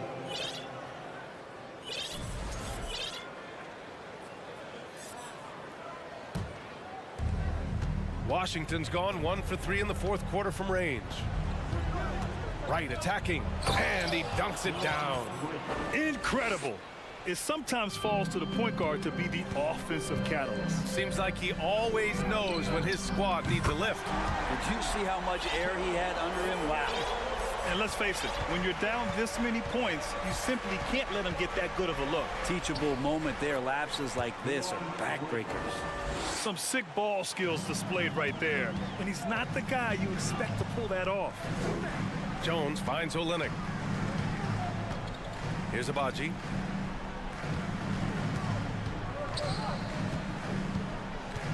Three-pointer. Sinks it from distance. And the Jazz lead by 15. Slow reaction from the D, and it cost him 3. Outside Nunn. From outside the arc. Rebounded by the Jazz. Jones has got 4 rebounds in the game. Olynyk for 3. The rebound by Nunn. And the defense got away with one there. I mean, that's a shot he typically makes. Pass to Kispert. We've got 1:55 left in the final quarter. It's stolen by Olynyk. Here's Abaji. Inside. Olynyk with the ball. Beyond the arc. Washington with a rebound. Gibson's got 4 rebounds now. It's Wright on the wing. This one for 3. Utah with the rebound. And they were really able to find the mismatches they wanted and exploit those all night. Great execution from the players and coaching staff for the Jazz. Man, they were in a groove from long range tonight. Yeah, they were able to find space, and they were ready to let it fly the moment they saw an opening. And of all the highlights and performances we've seen here tonight, the one thing that stands out is what an unbelievable night it's been for Jordan Clarkson. Just does a great job of looking for space and then finding it. That's taking advantage of what the defense is giving you. Both teams deciding to change it up. Substitution on the court. 1:03 left to play in the fourth. Clarkson's got room. And he sinks that one, hitting the back of the rim on the way in. Impressive job by this team. And you really can't discount the impact of this crowd here. Awesome to see their output tonight, trying to urge their team on, and that can always help. That home advantage of home fans getting you going, fully on display here. Now here's Clarkson. Left side Olynyk. Pass to Markkanen. Clarkson outside. Olynyk with a screen on Beal. Clarkson for 3. Porzingis grabs the board. 7-second difference between the shot clock and the game clock. Gafford. And the dunk by Gafford. Yeah, there's a feel that Porzingis has to the game, and the more comfortable he is in these kind of settings, he'll rack up some assists. On target from range. That's the guy they're going to keep going to, as they should. The lead's only going up if they keep feeding him. Morris passes to Kuzma.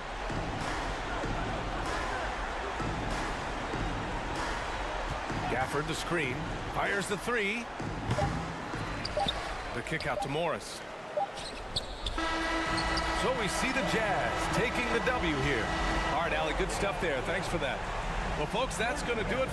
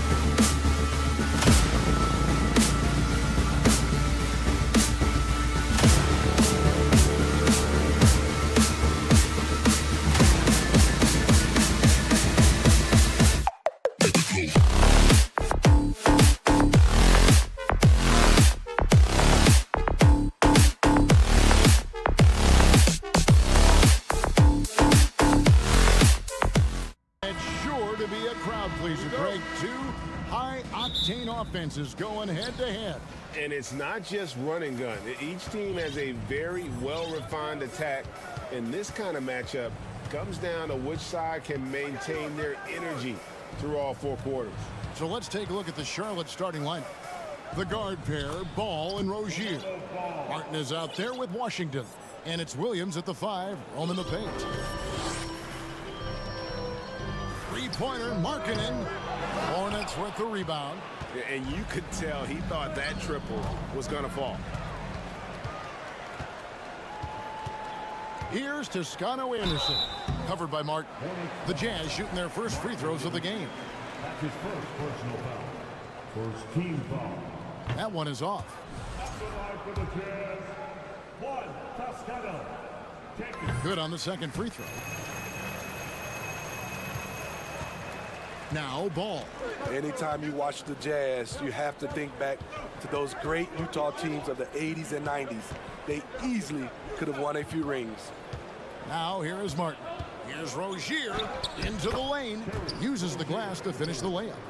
And we continue to see Rozier taking on more responsibility offensively. Nice finish inside. Markkanen against Washington. Out of bounds. Charlotte takes possession. Maybe even more than a few. And Smitty, it seems hard to believe those Jazz didn't win a title or two. Kevin, well, if it wasn't for a player named Michael Jordan, they probably would have. Those Stockton, Malone Jazz teams ran into Jordan twice in the finals when he was at the peak of his career.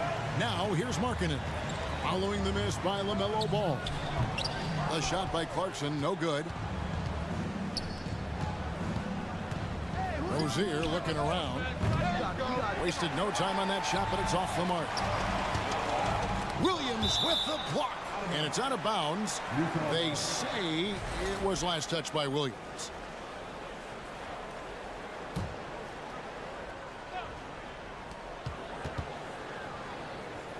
Clarkson outside. Here he goes. And he uses the glass on the lane.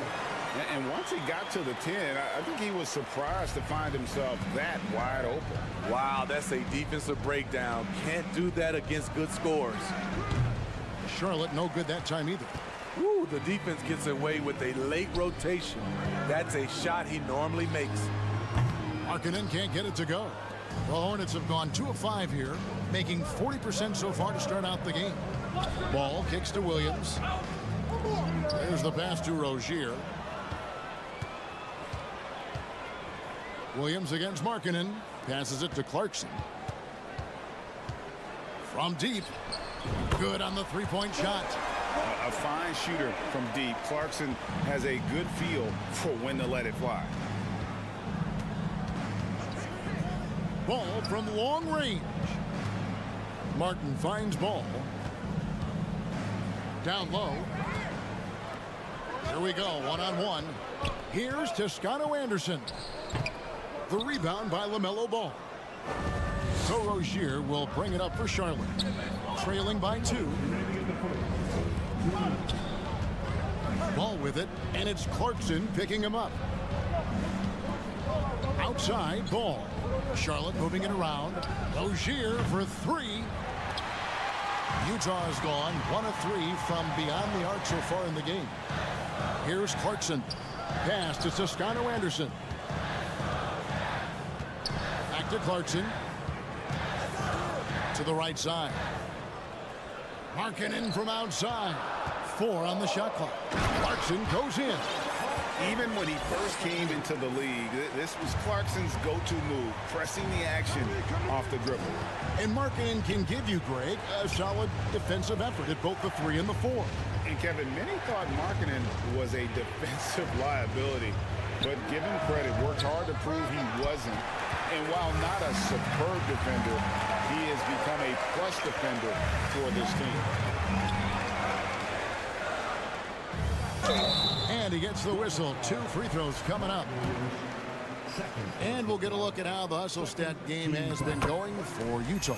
For me, they're turning defense into offense, creating opportunities by taking the ball away. Great effort.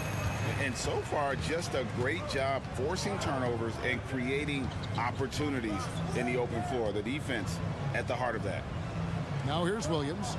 He's gotten some minutes, but nothing on the board yet. Wants to get it to done and does. Dishes it to Olynyk. Nice move. He lays it in.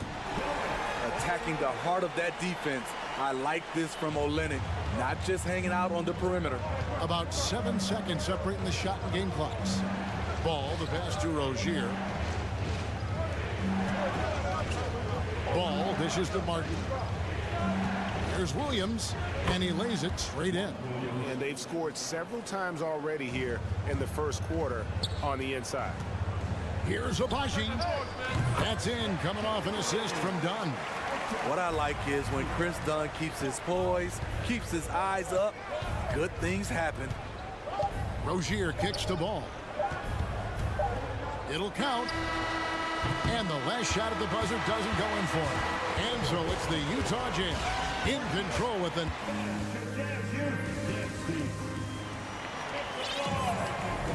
And so far through one quarter, it's been a lopsided game. We'll see if that changes here in the second. Guys, from what we've been watching with the Jazz, what are you guys seeing out there? You could see they were well prepared defensively coming into this one. Yes, what they do, they take away the things that teams like to do offensively, also keeping them out of sync. We've got Chris Dunn. Olynyk is out there with Jones. Then there's Rudy Gay. And it's Abaji in at the 2. That's the 5 on the floor for the Jazz. Right side, Martin. There's Ball with the 3. Knocks down the 3 ball. Ball's got 5 points so far. And Ball continues to show he can drain threes. The defense must adjust or he is going to keep doing damage. Now here's Jones. Here's Abaji. Tried to answer back, but that 3 is off the mark. Hornets trail by 8, and there's the call on Jones. That's his first foul. Personal foul. First team foul. Here's Richard. It's good. He makes his first shot of the game. The defense late to react. A beautiful play we just saw. We play just over a minute of basketball here in the second quarter. So it's the Hornets now, and stolen by Dunn. For 3, Olynyk, and it's Maledon with the rebound. Oubre for 3, and it's the Hornets another 3. A legitimate sniper from distance. Love seeing Oubre Jr. shoot it with such precision. And Olynyk kicks to Gay. Back to Olynyk. Pass to Abaji. And here is Olynyk. And it's in after a nice bounce off the right side. Olynyk's got 4 points now in the quarter. And different games, different officials. Something that might be called a foul in one game, Greg, may not be called in the next. As a player, how do you adjust to that? It's a great question, and that's part of being a veteran. I learned early on, you actually scout officials the same way you scout the players. They have tendencies as well. And it's Martin missing. This is the shot they wanted to get. Right guy, right spot, wrong result. And the pass to Abaji. Kicks it out to Jones. Fires from deep. And Olynyk at the basket on the assist by Jones. Olynyk's got 9 points. For a big man, Olynyk shoots it well, especially from downtown. Oubre can't get it to go. Jazz leading by 8. The finish, and finished off by Gay. Playing with high energy, outworking the defense up the floor. And I just love it when the fast break results in a high percentage look. Not always the case these days. Now here's Oubre to stop the run. Thor, no good. Even though he missed it, this is the exact play your offense is designed to produce. And there's the foul. It'll go on Nick Richards. That's his first foul. First team foul. 1:58 left in the second quarter. Here's Abaji. And it's off from 3-point range. Hornets trail by 10. for three. Oubre. Passes it to Melodon. Nice pass in here by Charlotte. Lets the three fly. And that's collected by Gay. Utah's gotten into trouble with the three ball in the second quarter. Only hitting 1 of 5 attempts. And Olynyk kicks to Dunn. And a clear foul there as he shot the triple. He'll go to the line for 3 free throws. Drawing fouls, something Chris Dunn did a great job of in college. Nice to see him doing it at the pro level. And he sinks the second. And he nails the third. Closing in on 4 minutes played here in the second quarter. Hornets trail by 12. Melodon passes to Oubre. To the wing right side. Inside. Pass to Melodon. Left side Martin. And stolen by Gay. Here's Abaji. Now the dish to Dunn. Pass to Abaji. Baseline jumper. It's hauled in by Thor. And so it's Oubre with it. He brings it up for the Hornets. And stolen by Dunn. And there's the call on Cody Martin. That's his first foul of the game. And the bonus will go to the free throw line. Oh, no. He's the last guy you want to put on the line. You can just about book the points every time he steps up there. We've seen real improvement from Chris Dunn at the free throw line. Used to be his Achilles heel. Here's Thor. Drains the three-pointer. And in getting that three to go, he snaps an 11-0 run by the Jazz. Dunn left side. For three, Olynyk. And the rebound goes to the Hornets. Here's Richards. No good there, and that would have cut it to single digits. Here's Abaji. He kicks it to Olynyk. Fires the three. Buries the long-range jumper. Olynyk's got 12. Don't look now. Kelly Olynyk's having a tremendous night scoring the ball, and you can tell he's... Okay, David, much appreciated.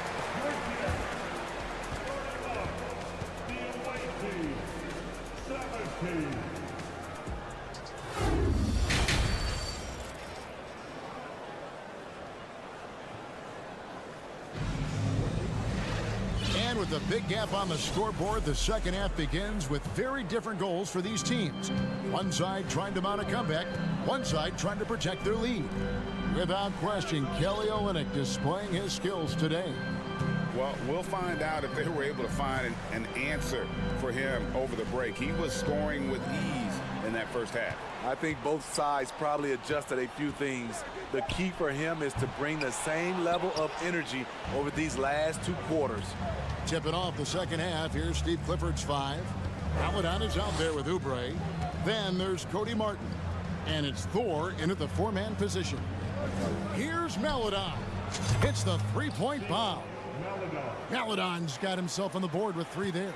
The D just sagged off just enough, and no hesitation on his part. Out to Clarkson.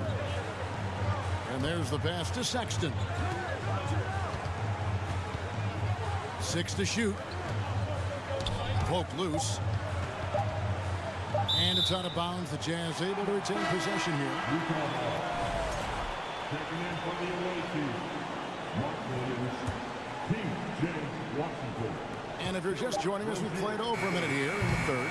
A shot by Clarkson, no good. Hornets trail by 11. There's Ball with the 3. Toscano Anderson grabs the rebound. Utah's gone 0-2 from deep to start things here in the second half. And the rebound goes to the Hornets. Williams has got his 4th rebound in this one. Deflects the pass. Fast break. Here come the Jazz. Markkanen's got the ball. Third quarter here. Over a minute and a half into it. Here's Toscano Anderson. 6 on the shot clock. And there's the bucket from Markkanen. And the Jazz lead by 13. Everyone knows about marketing from range. Also has the tools to challenge inside. Ball with a wide open look. And it's good. Assisting on the play was Williams. Ball's got his 3rd bucket of the night. I tell you what a good thing that he showed up today, because without him, this thing would already be over. Clarkson for 3. Nailed from three-point land. The height to see over the defense and the unselfishness. Terrific pass by marketing. They double him with Clarkson. To the paint. Here's Williams. Got a piece of it. Sexton on the wing. He's been quiet so far. Still no points in the game. For 3, Toscano Anderson. The Hornets pull it in. Rozier for 3. Drains it from beyond the arc. Defensively, teams worry about Rozier's speed, so when he pulls up off the bounce, he usually gets a good look. Oh, inflicting some punishment with the 2-hand flush. They're going for the throat. It's good, and the Jazz lead is cut to just 9 points on the basket from Rozier. This is why you're trying to get him as many touches as possible. He's got the neck. To the middle. And now Williams running the floor all by himself. And there's one aspect of the game LaMelo's not going to ignore: keeping his teammates involved and the offense working as a unit. Clarkson goes in. And there's another turnover by the Jazz. Just over 3.5 minutes through the 3rd quarter of play now. Rozier kicks to Martin. Back to Rozier.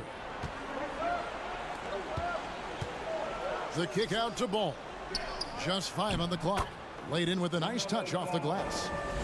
Now just a 5-point Jazz lead. Sexton against Ball. And the call on the shot that sends him to the line. Such a menace close to the rim. You got to respect Sexton's fearlessness when he's amongst the bigs.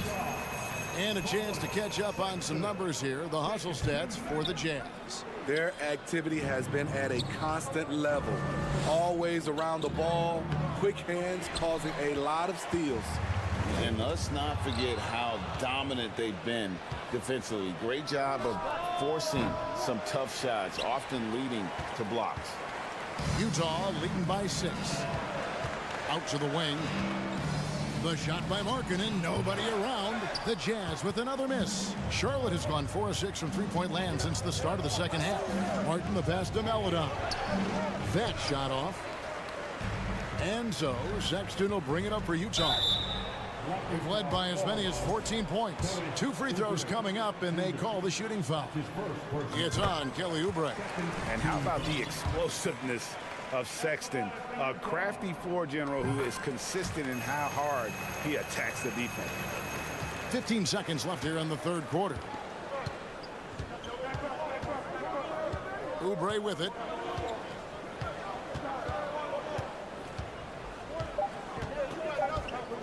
Here's Thor. Really understanding the defensive scheme. Olynyk right there to contest that shot. And so it's the Utah Jazz in the driver's seat, up 8 points at the end of the quarter. They've got a big advantage in the turnover stats because of their intense defense. Don't go anywhere. We'll be right back. And now we have a moment to reveal our State Farm assist of the game. And the definition of teamwork right there, guys. I mean, what great communication between them, and what a beautiful feed. Fundamental basketball. Keep your eyes up. Keep the ball moving. You want to keep the defense on its heels. 4th quarter of action is upon us. Thanks as always for joining us. We've got Kelly Olynyk. He's out there with Jones. Dunn is out there with Rudy Gay. And it's Agbaji in at the shooting guard. That's the group right now for Utah. And the Hornets making a change here. Ball's checked in. For 3, Olynyk. Here's Dunn. Here's Agbaji. He's covered by Ball. And he takes that one up and powers it through. Oh, Kev, he put some anger behind that one. You're telling me.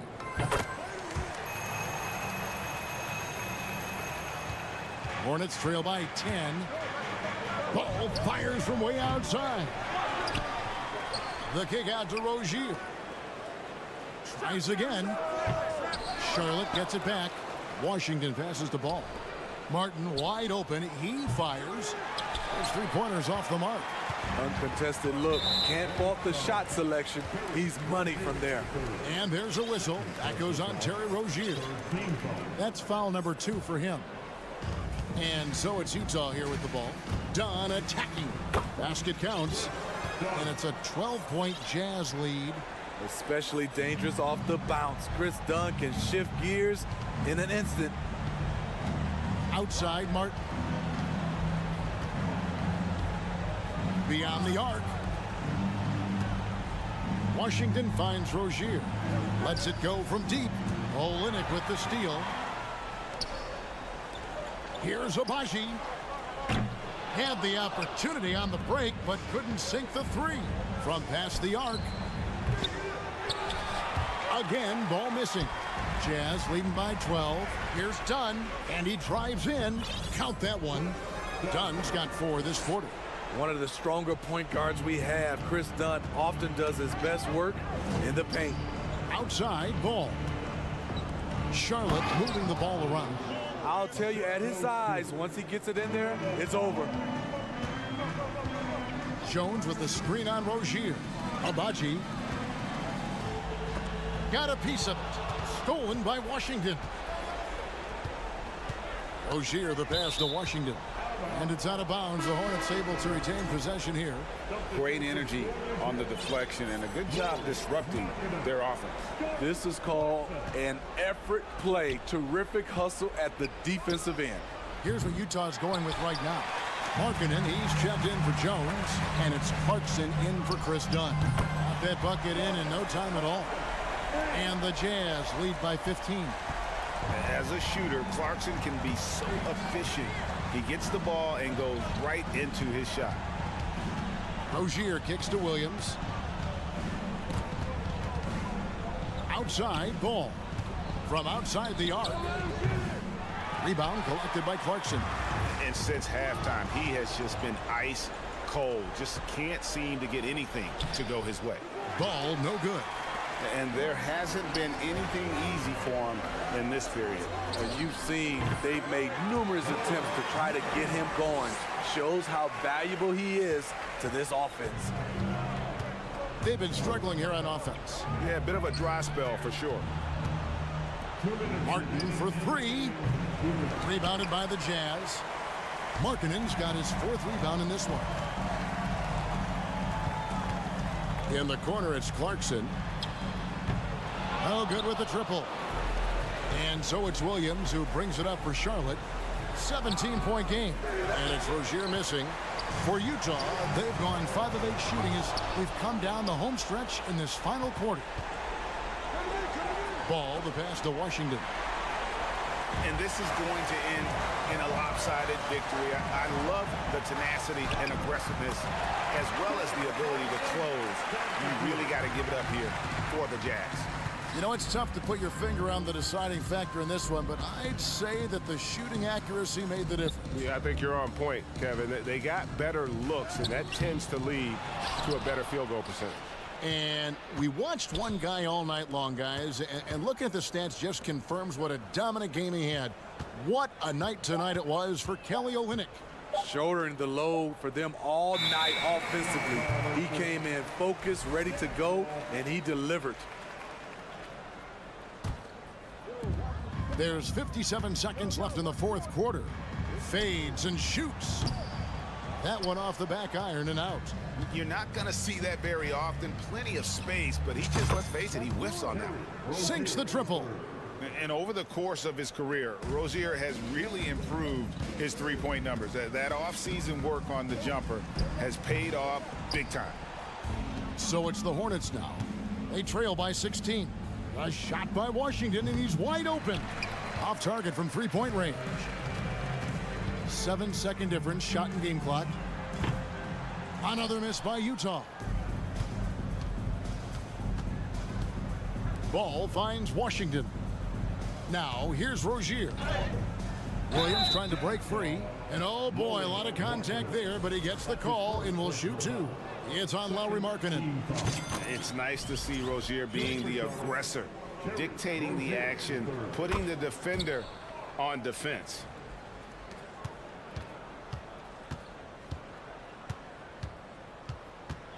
Clarkson for three. It's rebounded by Charlotte, and the Hornets call time here.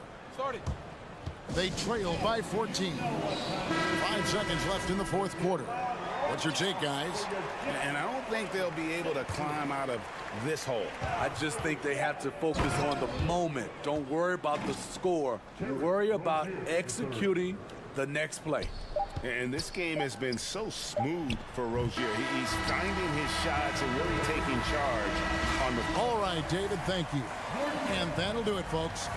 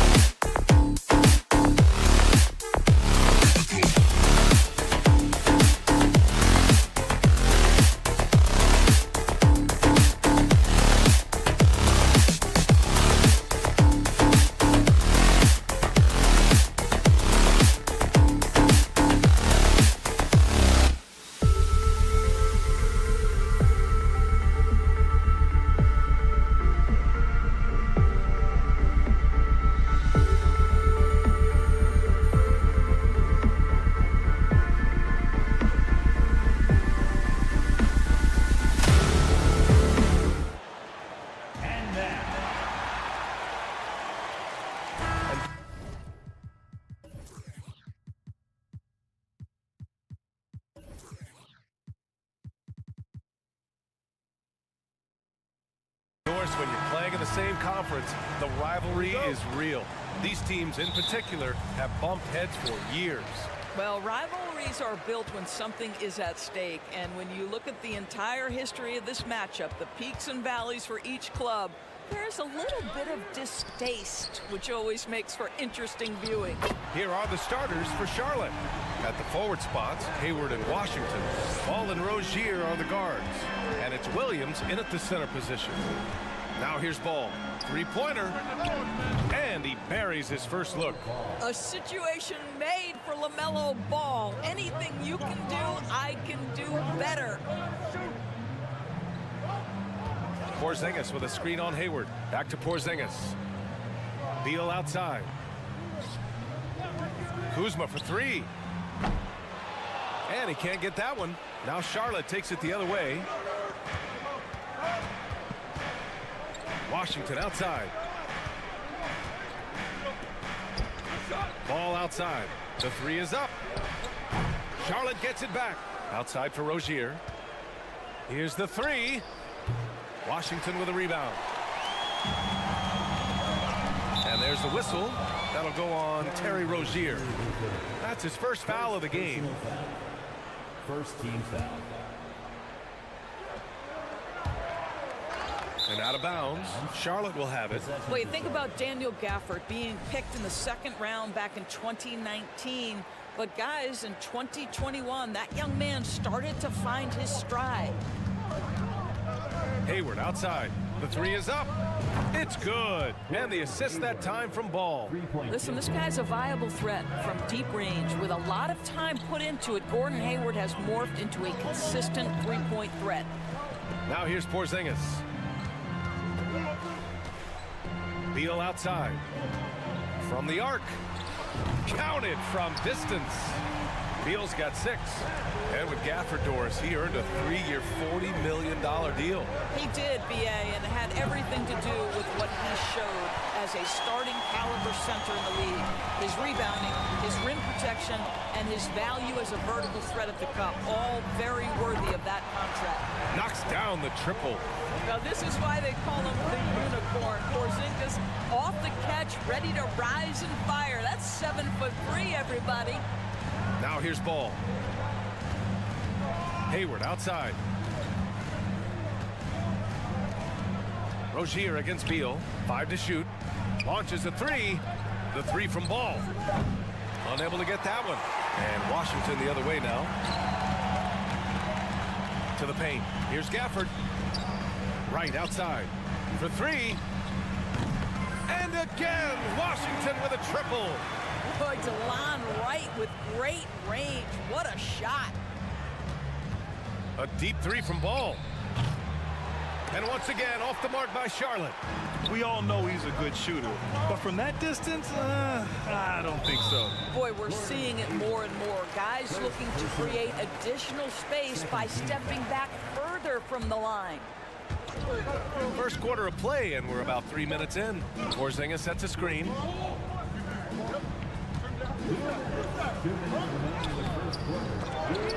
Banked it in off the glass.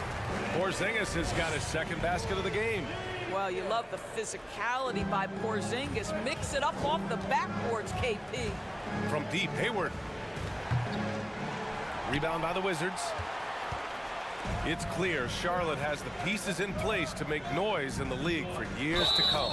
Yeah, no question, B.A. They got one of the best young rosters in the NBA. And they're balanced. They play tremendous team basketball. Fun to watch. Let's get a quick check of the scoring breakdown here for the Wizards. Well, we're in the era of the three-point basket. So if you want to win games in this league, you have to connect from deep. And they have been thus far.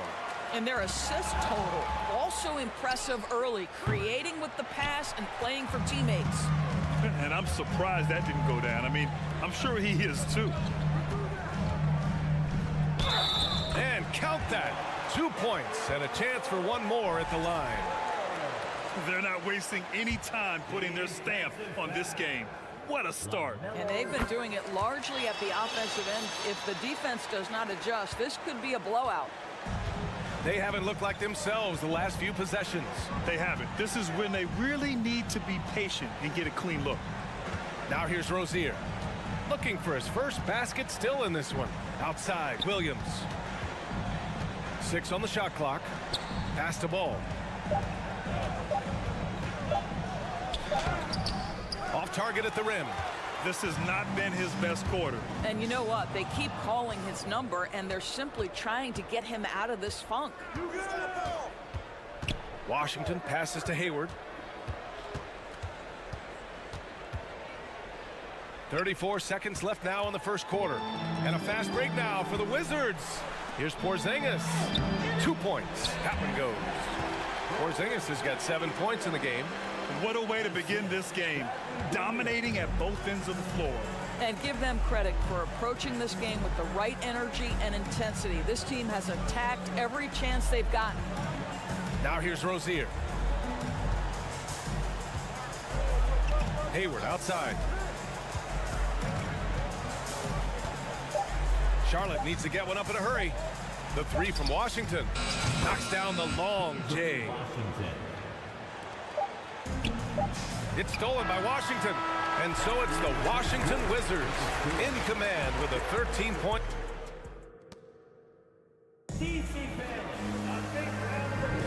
We welcome you back to second quarter action. Plenty of basketball left to play, but this one has been one-sided so far. And for the Wizards here, they've been putting on a show, guys. Well, it's simple. When you can dominate the boards at both ends, you can control the second chance touches. And that's how they controlled the first quarter. I thought they were the much more physical team. And so in the game for the Hornets, they've got Maladon. He's out there with Kelly Oubre. Nick Richards out there with Cody Martin. And it's Thor in at the 4 spot. On the attack, Nunn. And he jams it home with authority. Woo! Defensively, you can't afford to let him get to the rim that easily. Well, that might be why their deficit is what it is right now. I tell you, you can't get stops if you're unwilling to put in the work. Thor can't get it to go. Washington has gone 4 of 5 from outside the arc in this one. Pass to Nunn. Avdia from outside. Richards pulls it in. Hey, sometimes you miss even under the best of circumstances. And it's 6'9", Denny Avdia with great size for a wing grab. Yeah, B.A. And you combine that with his motor, too. I mean, he's already an excellent defender with the versatility to cover inside and out.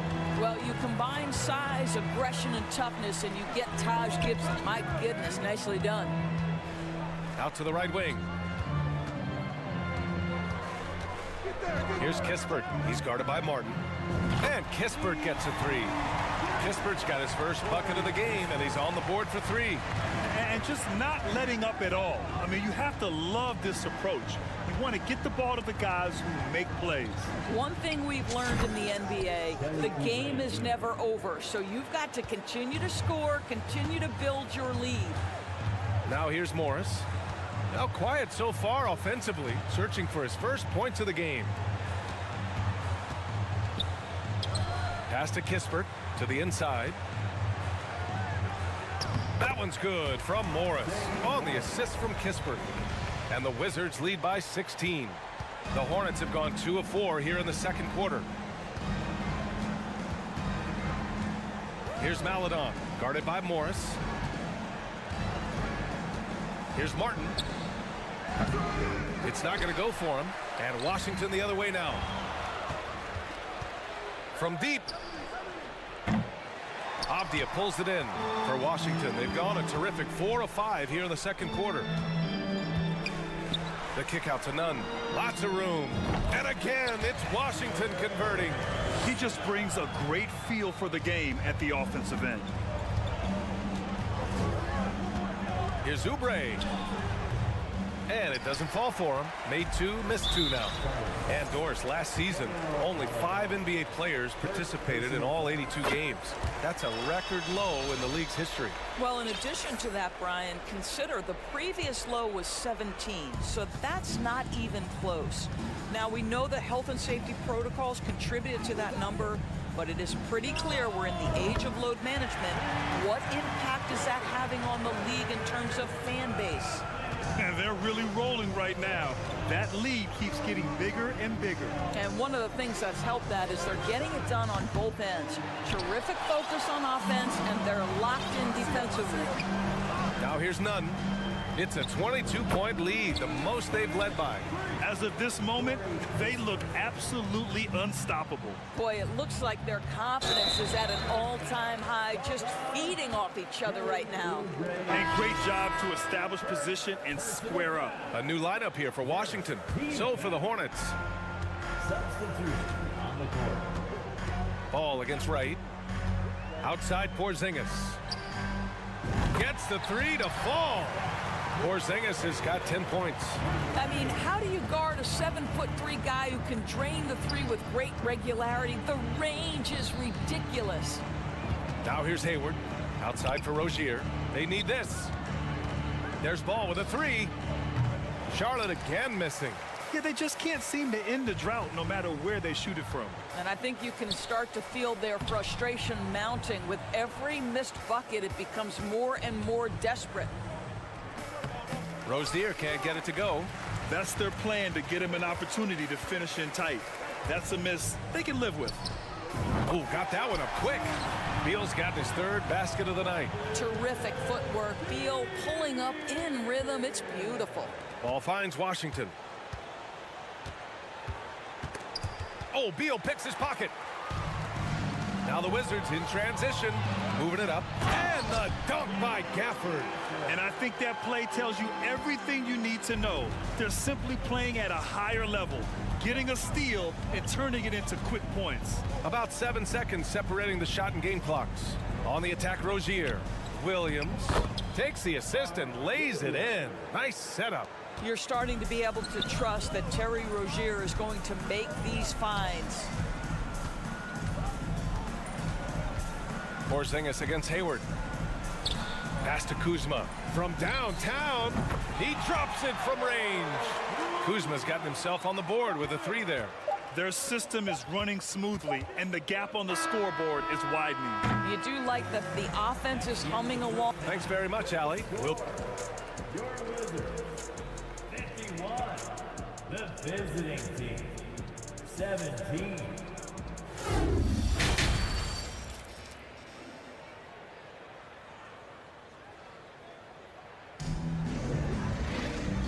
And with a big gap on the scoreboard, the second half begins with very different goals for these teams. One side trying to mount a comeback, one side trying to protect their lead. It has been a clinic out there by Kristaps Porzingis.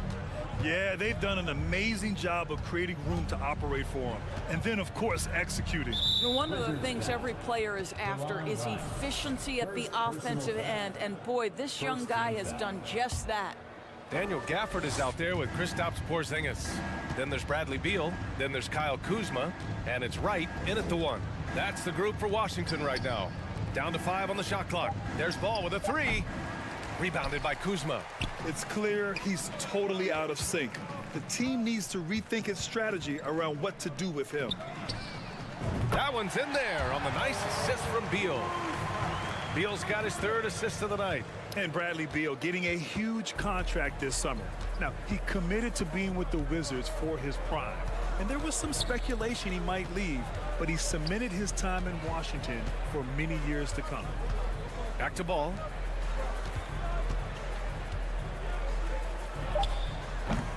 He's off on that one. And Washington the other way now. Wright finds Kuzma. Back to Wright. 4-3. And the Wizards with another three. You simply must play better defense than that. This guy is too good from distance. They've been having major problems offensively. Definitely in a bit of a dry spell. Beal against Rozier. And Bradley Beal is going to pick up the foul. That's his first foul of the game. And just wasn't able to set up in time. And we're about a minute and a half in the second half. Hayward against Kuzma. Clock at 6. To the middle. Here's Washington. And Washington powers it through. Well, you can see how dialed in Gordon Hayward can be. When he's on his game, the vision is exceptional. Porzingis passes to Beal. Yep, that one's good. Beal's got 11. Oh, just an easy reverse for him. He has nice feel and touch around the bucket. The Hornets have gone just 1 of 3 in the second half. Ball with it, and they double up Ball. And Daniel Gafford picks up the foul. That's his first foul of the game. And that puts them just 1 foul from the bonus. Hayward outside.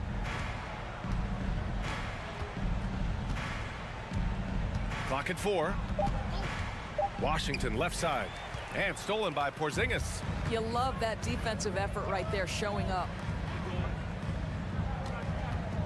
Here's Kuzma.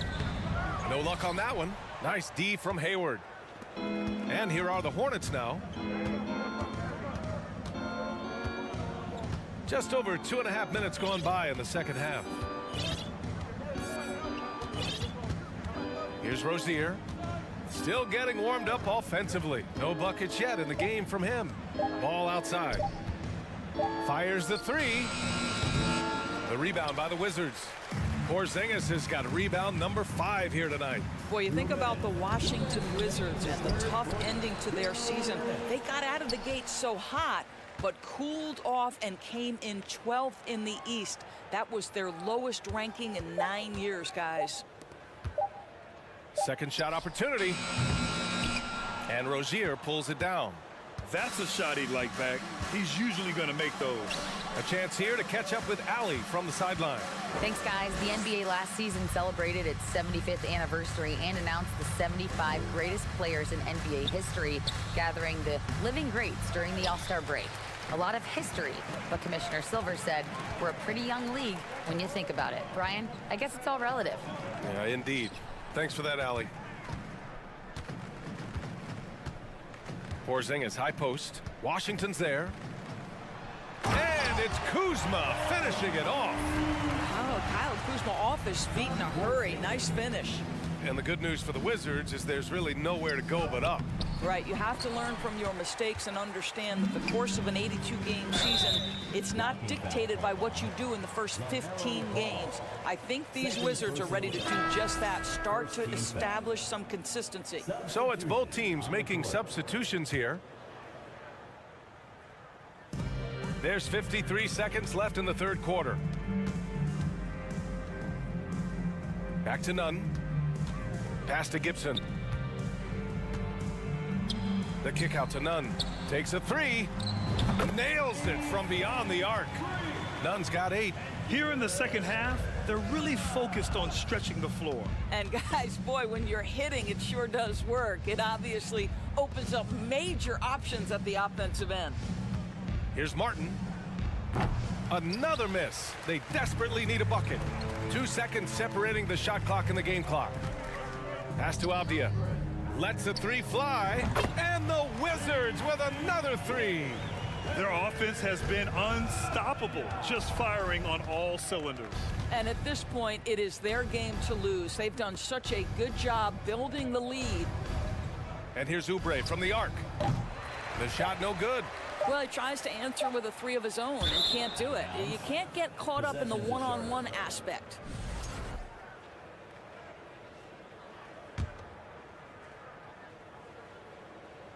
And so it's Washington making this game a no contest. They poured it on. And it's time to bring up the State Farm assist to the game. Yeah, just shredding the defense with that feed. Zero chance to stop that. Well, that's what a great pass will do, right? You love the unselfish play. And we reach the fourth quarter in a game that may already be out of hand. On the court for the Hornets, they've got Nick Richards, Kelly Oubre out there with Dennis Smith. Then there's Cody Martin, and it's Thor in at the 4. And here's Oubre from the arc. Avdia pulls it in. Avdia's got his 5th rebound in this one. Morris finds some space. And Washington again with the bucket. That pass had to be thrown not only in the right spot, but at the right time. Pass to Richards. Martin right side for three. Smith. Rebound Washington. Morris outside. Inside. Ooh, anticipated the pass. It's a turnover. Here's Nunn. Down low. Fourth quarter still young. Just over a minute played. Kispert's shot is good. All right, guys, what do you think about the hustle stats for Washington? Well, their D has been a major story tonight. I mean, those steals and putting pressure on the ball, clogging the passing lanes, impressive.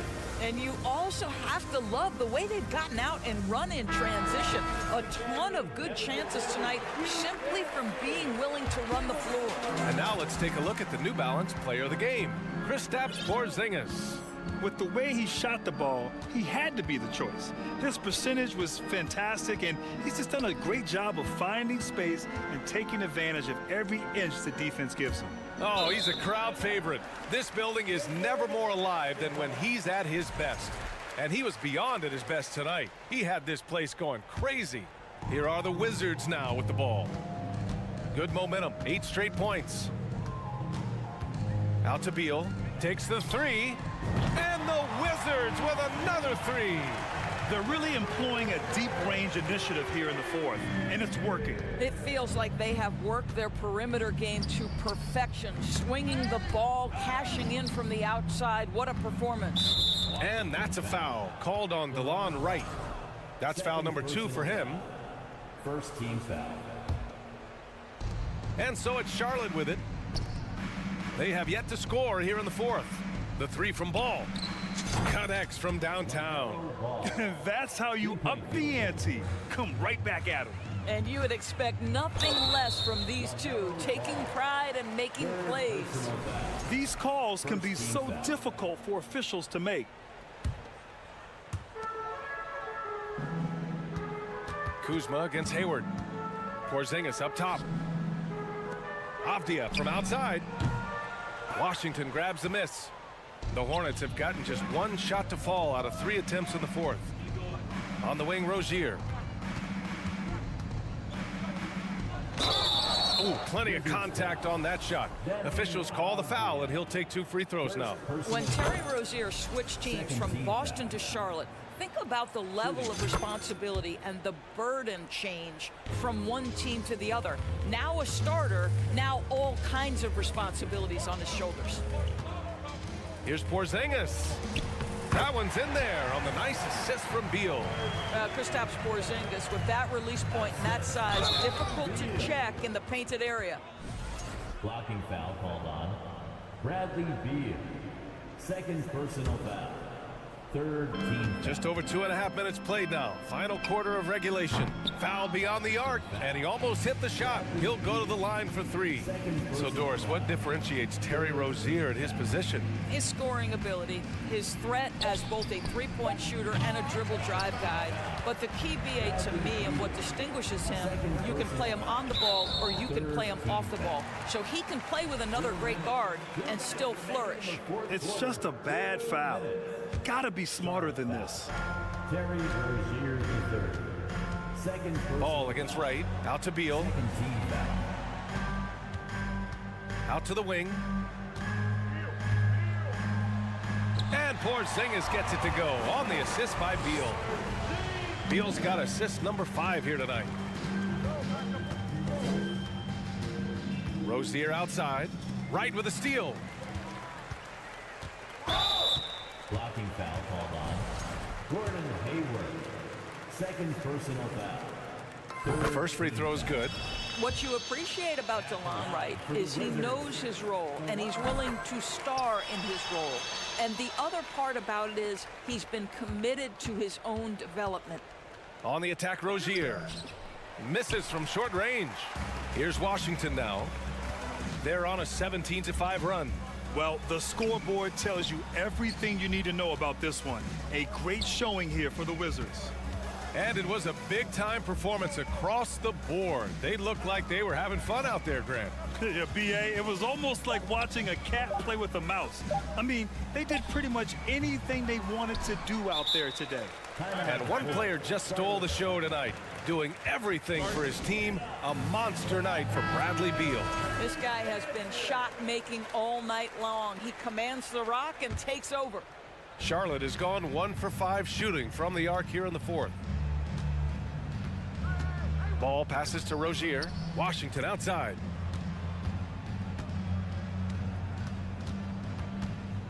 Back to Rozier.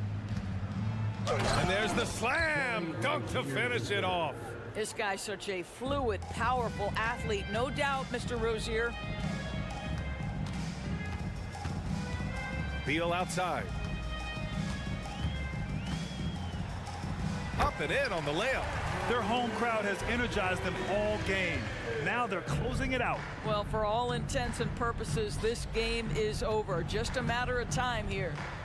And Porzingis with the block. 7'6" wingspan, sending it back. Kristaps Porzingis with the rejection. Shot and game clock separated by 5. Porzingis with a screen on Williams. Beal, the pass to Porzingis.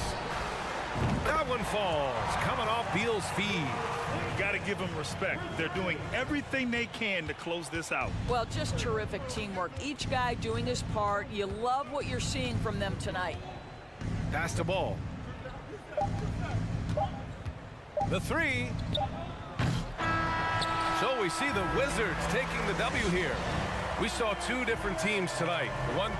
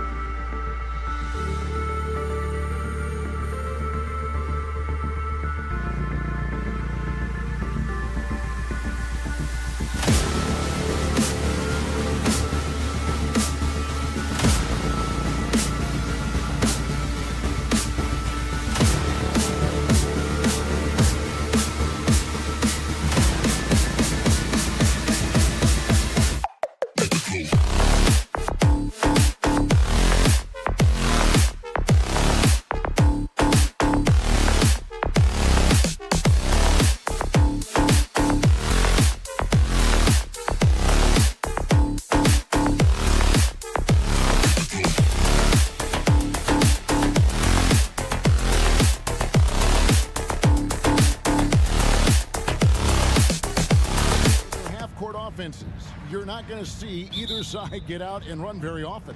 No, they love to slow it down. They love to come down and set the table for what they want to run. And the interesting thing, Kevin, is they've got a ton of options that they can trick defenders into thinking something's coming that's not. So this little chess match is going to be a good one. And checking out Utah's opening lineup, they've got Sexton. He's out there with Jordan Clarkson. And it's Markkanen in at the power forward position. Now, here is Morris. And the officials call over the back. A little too aggressive there. Well, he thought he could slip by there and grab the board, but got too much body and gets called for going over the back. Well, he plays super active on the glass, so calls like this are to be expected. And no one near Clarkson as he lets it go. The basket good off the assist from Sexton. Like to see more of that from Clarkson. Just get more consistent from the three-point line. Steps up and knocks that one down. The wide open look here for Porzingis. No good on the triple. Utah's gone 2 of 2 from three-point range here in the first quarter. Something that the Wizards struggled with last year, Brent, was a lack of consistency. Yeah, constantly shifting the rosters and starting lineups. Obviously a new coach, so tactically some different things being deployed.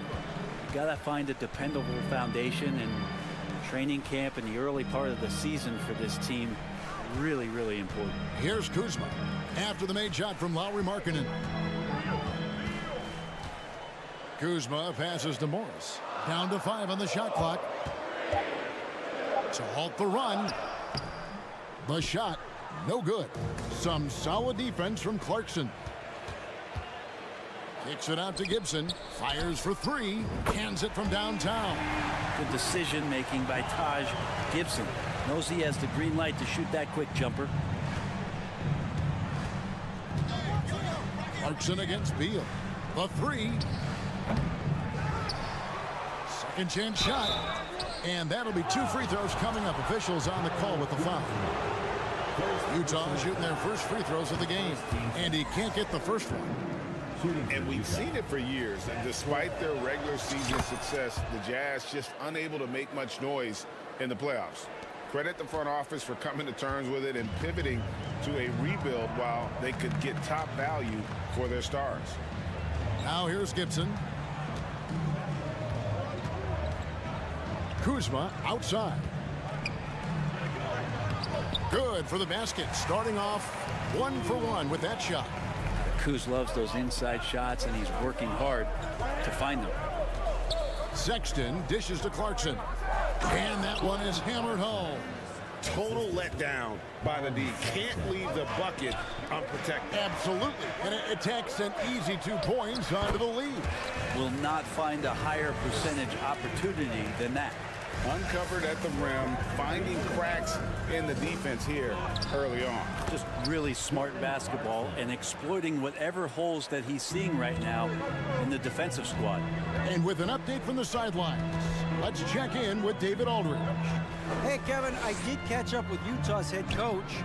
Defensively, he wants his guys to protect the rim and do everything they can to push the offense out to the perimeter. He told me if we can do that, I feel good about our chances. Now, guys, obviously that's a tall order, but he's trying to get his guys to get geeked for the challenge. Thank you, David. And Beal finding a guy with a better look that time. Sexton with it. Now Beal defending. Clarkson, and it's out of bounds. Utah able to retain possession here. And we're approaching about 3.5 minutes played in the first quarter. Yeah, it doesn't get any better than that on the inbounds play. Exactly the way they drew it up. Stripped it away.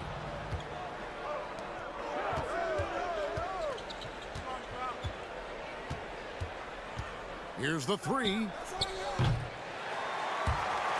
Clarkson missing again. And so it's Beal who brings the ball up for the Washington Wizards.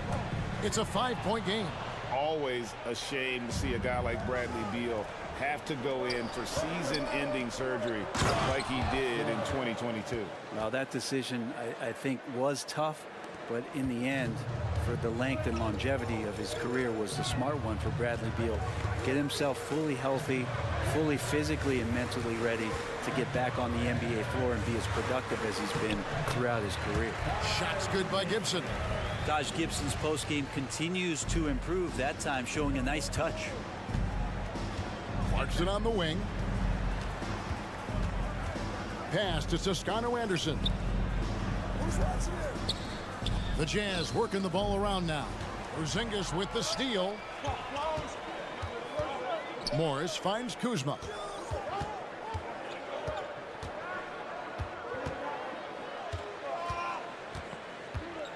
There's 18 seconds left to play in the first quarter. Going inside, and Kuzma slams it in. Kuzma using his athleticism and finishing on the drive. Sexton up top, covered by Morris. Here's Clarkson. It's tipped. Over Beal. And that shot was up in time, but doesn't go in. Jordan Clarkson getting it done for you.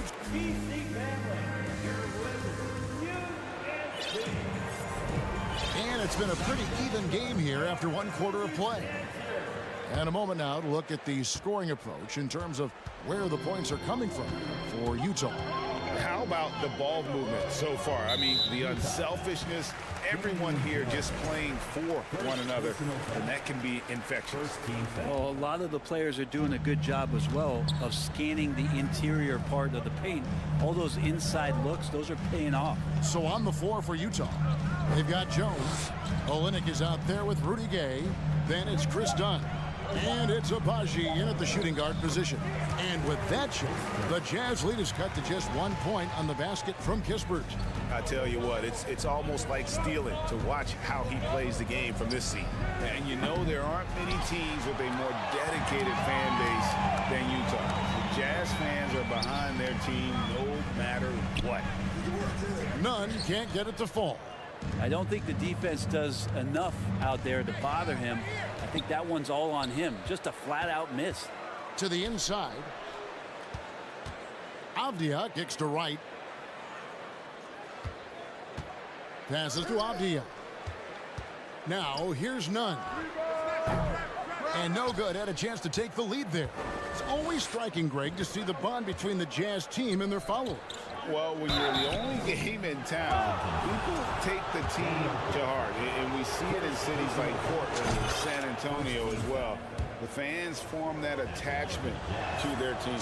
And you talk to the great ball handlers, and they say, Greg, that footwork is an underappreciated aspect of it. Why is that?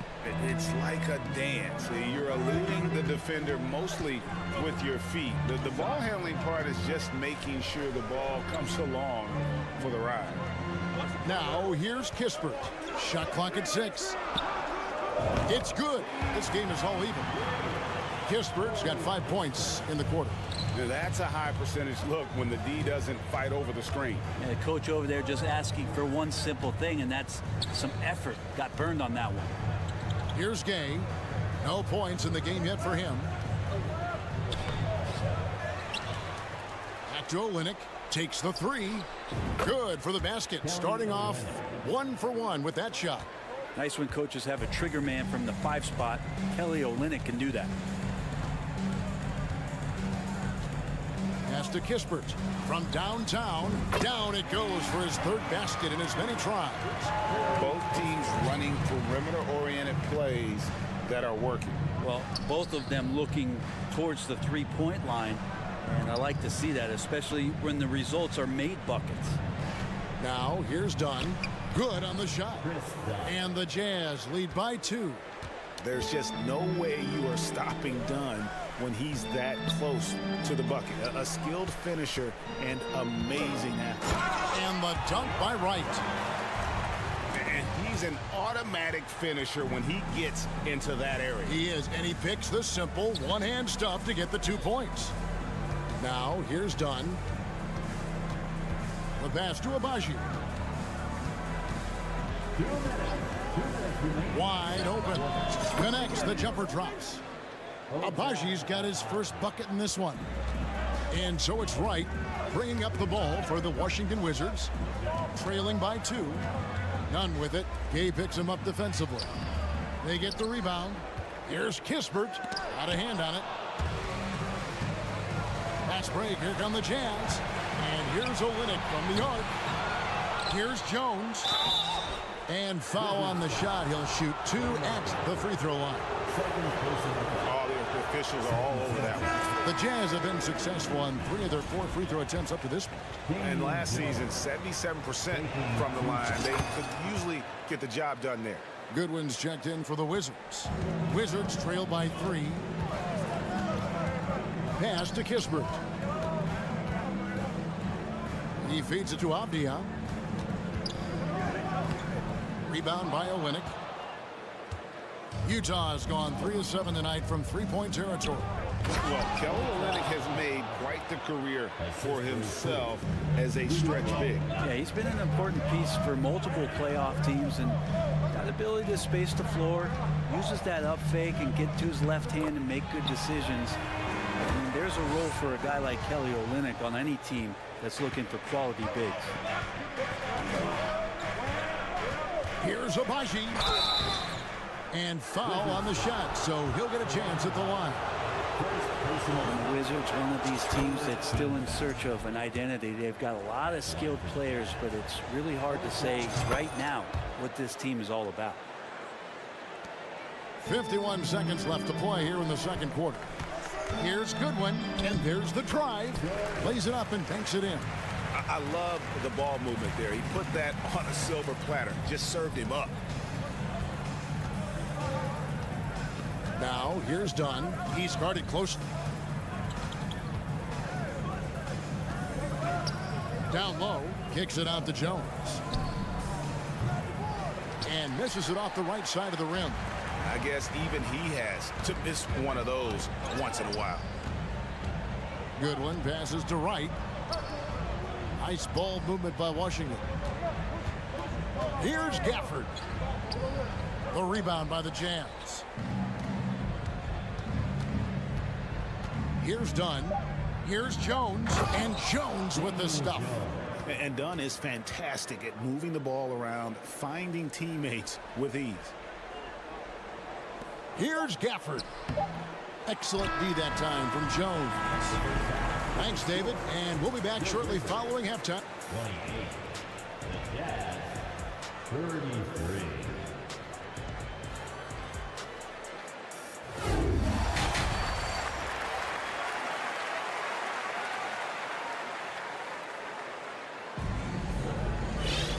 We've got second half action for you, and if the next couple quarters are similar to the first, this one could go down to the last possession.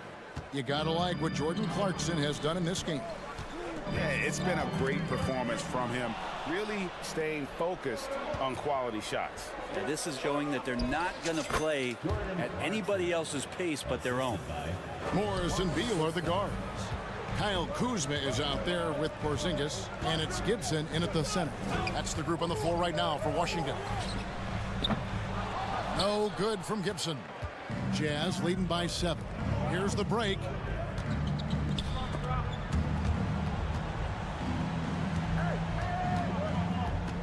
Sexton against Morris. Markkanen sets the pick for Sexton. 5 on the clock. To the middle. It's stolen by Morris. Porzingis getting it over. Shooting foul as the whistle blows. He'll shoot 2 free throws. And there's no question that Porzingis is still a very effective player in this NBA. Yeah, and I guess, Kevin, the thing we're still looking for is the consistency in the health. We know how talented he is offensively and how he can stretch out defenses with his ability to shoot the ball, but something's got to change in terms of how consistent we get KP on the floor for the entirety of a season. Here's Toscano Anderson. Still looking for his first bucket in this one. And right now, they're just focused on putting together good possessions. That's exactly how they got the lead. They ended up having multiple possessions in a row with good quality shots, knocked them down, and the game is fully in their control. Pretty much not a player in the league is going to pass up a shot like that so much for the defense. That shot, no good. And Washington the other way now. And that's a foul called on Colin Sexton. That's his first foul. Personal foul. Second team foul. Porzingis inside. Outside, Beal. Out to Porzingis. There's the triple. Good. It's Beal picking up the assist. Beal's got his 4th assist with that last one here tonight. Jazz have gone 2 of 3 from the field to start the second half. Right side, Sexton. Passes it to Toscano-Anderson. And stolen by Kuzma. For the lead. That one will not drop. It's his first miss. He's 4 for 5. A little under 2.5 minutes gone by here in the third.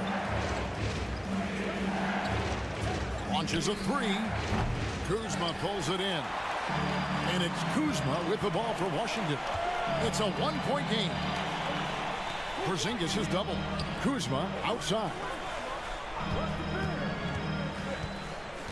This one for 3. It doesn't go for him. So Utah will take it the other way. Porzingis against Markkanen. Porzingis with the block. That's a forgotten skill as Porzingis able to get up there and throw that one away. He's finished top 10 in blocks a couple of times.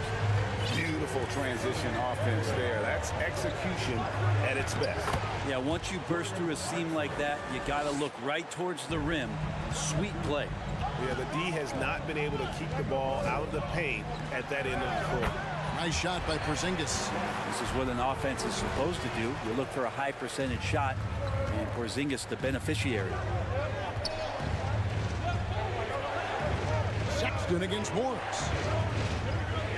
Sexton dishes to Markkanen. Pass to Toscano-Anderson. Misses in close. Here's Washington. They're on a 12-4 run. Here's Porzingis. And finished off by Kristaps Porzingis. Well, it's clear that Porzingis has some athleticism. That dunk right there, ferocious. The shot by Markkanen. Nobody around. Drops in the tray. Markkanen's got the game tied up here for the Jazz. He's going to punish you if you leave him open. He's more than willing to take the open 3 when he's got it. That's a look you cannot pass up. It's also one you shouldn't miss. Now Sexton. Following the miss by Kyle Kuzma from deep. Kicks it out to Markkanen. And Sexton has it in the corner. A 3-pointer, no good. He's not the guy that you want to give a wide open look from 3-point range. They're lucky that that one doesn't cost them. Jazz have gone 4 of 9 from the floor so far in the third. And that one is stuffed right through. Not just a scorer. Clarkson is very willing to dish it when a teammate's open. Gibson setting the pick for Kuzma. Driving inside. That shot misses.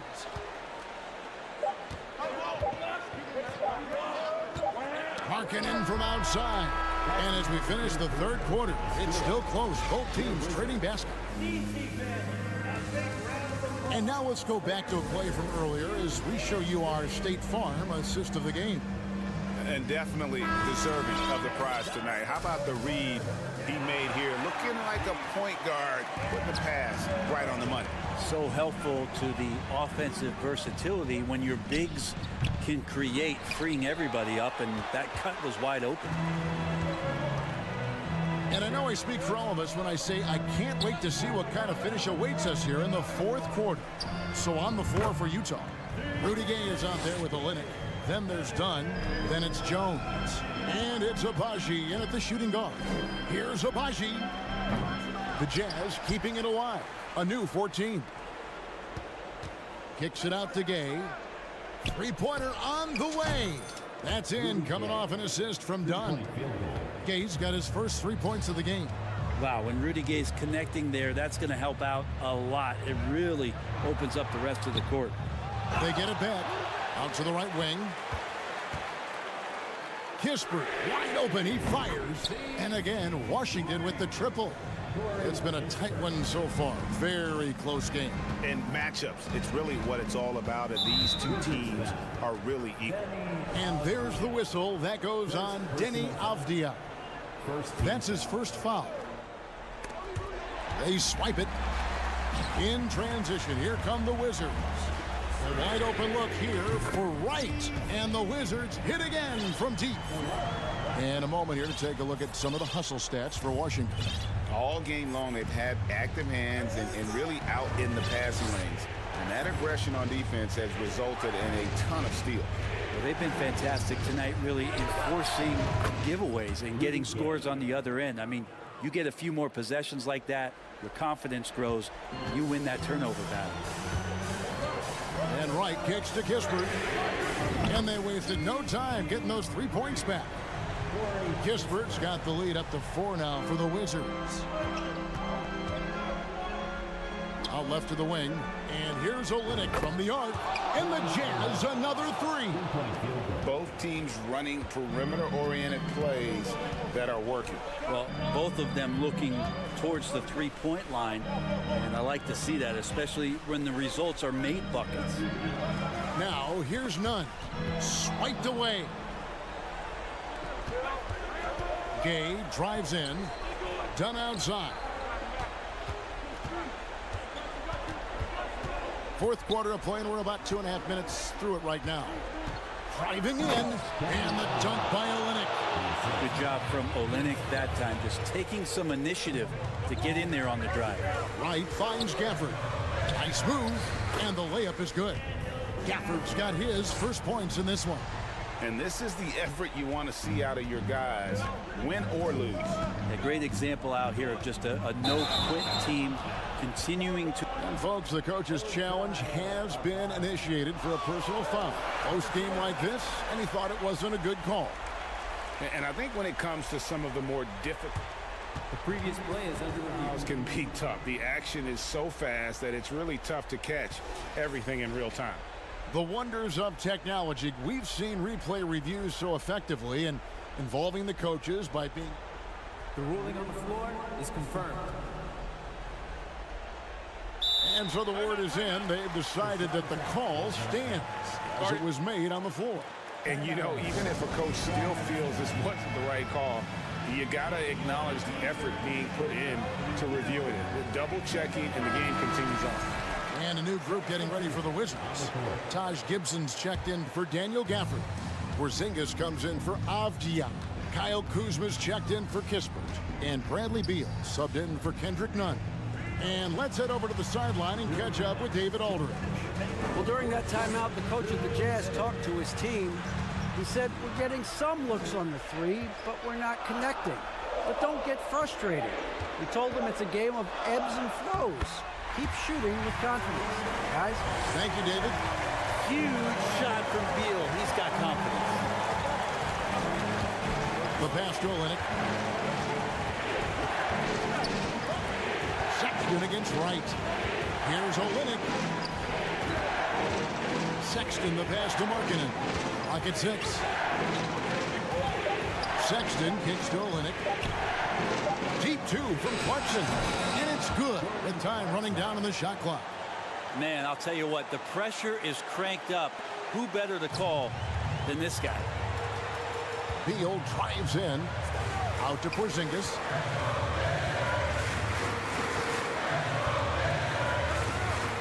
Back to Beal. Right side Gibson. Here's the 3. That's good. And so Beal with the assist. And the Wizards lead by 4. That's all because Taj Gibson got set up early and was ready to deliver. Markkanen.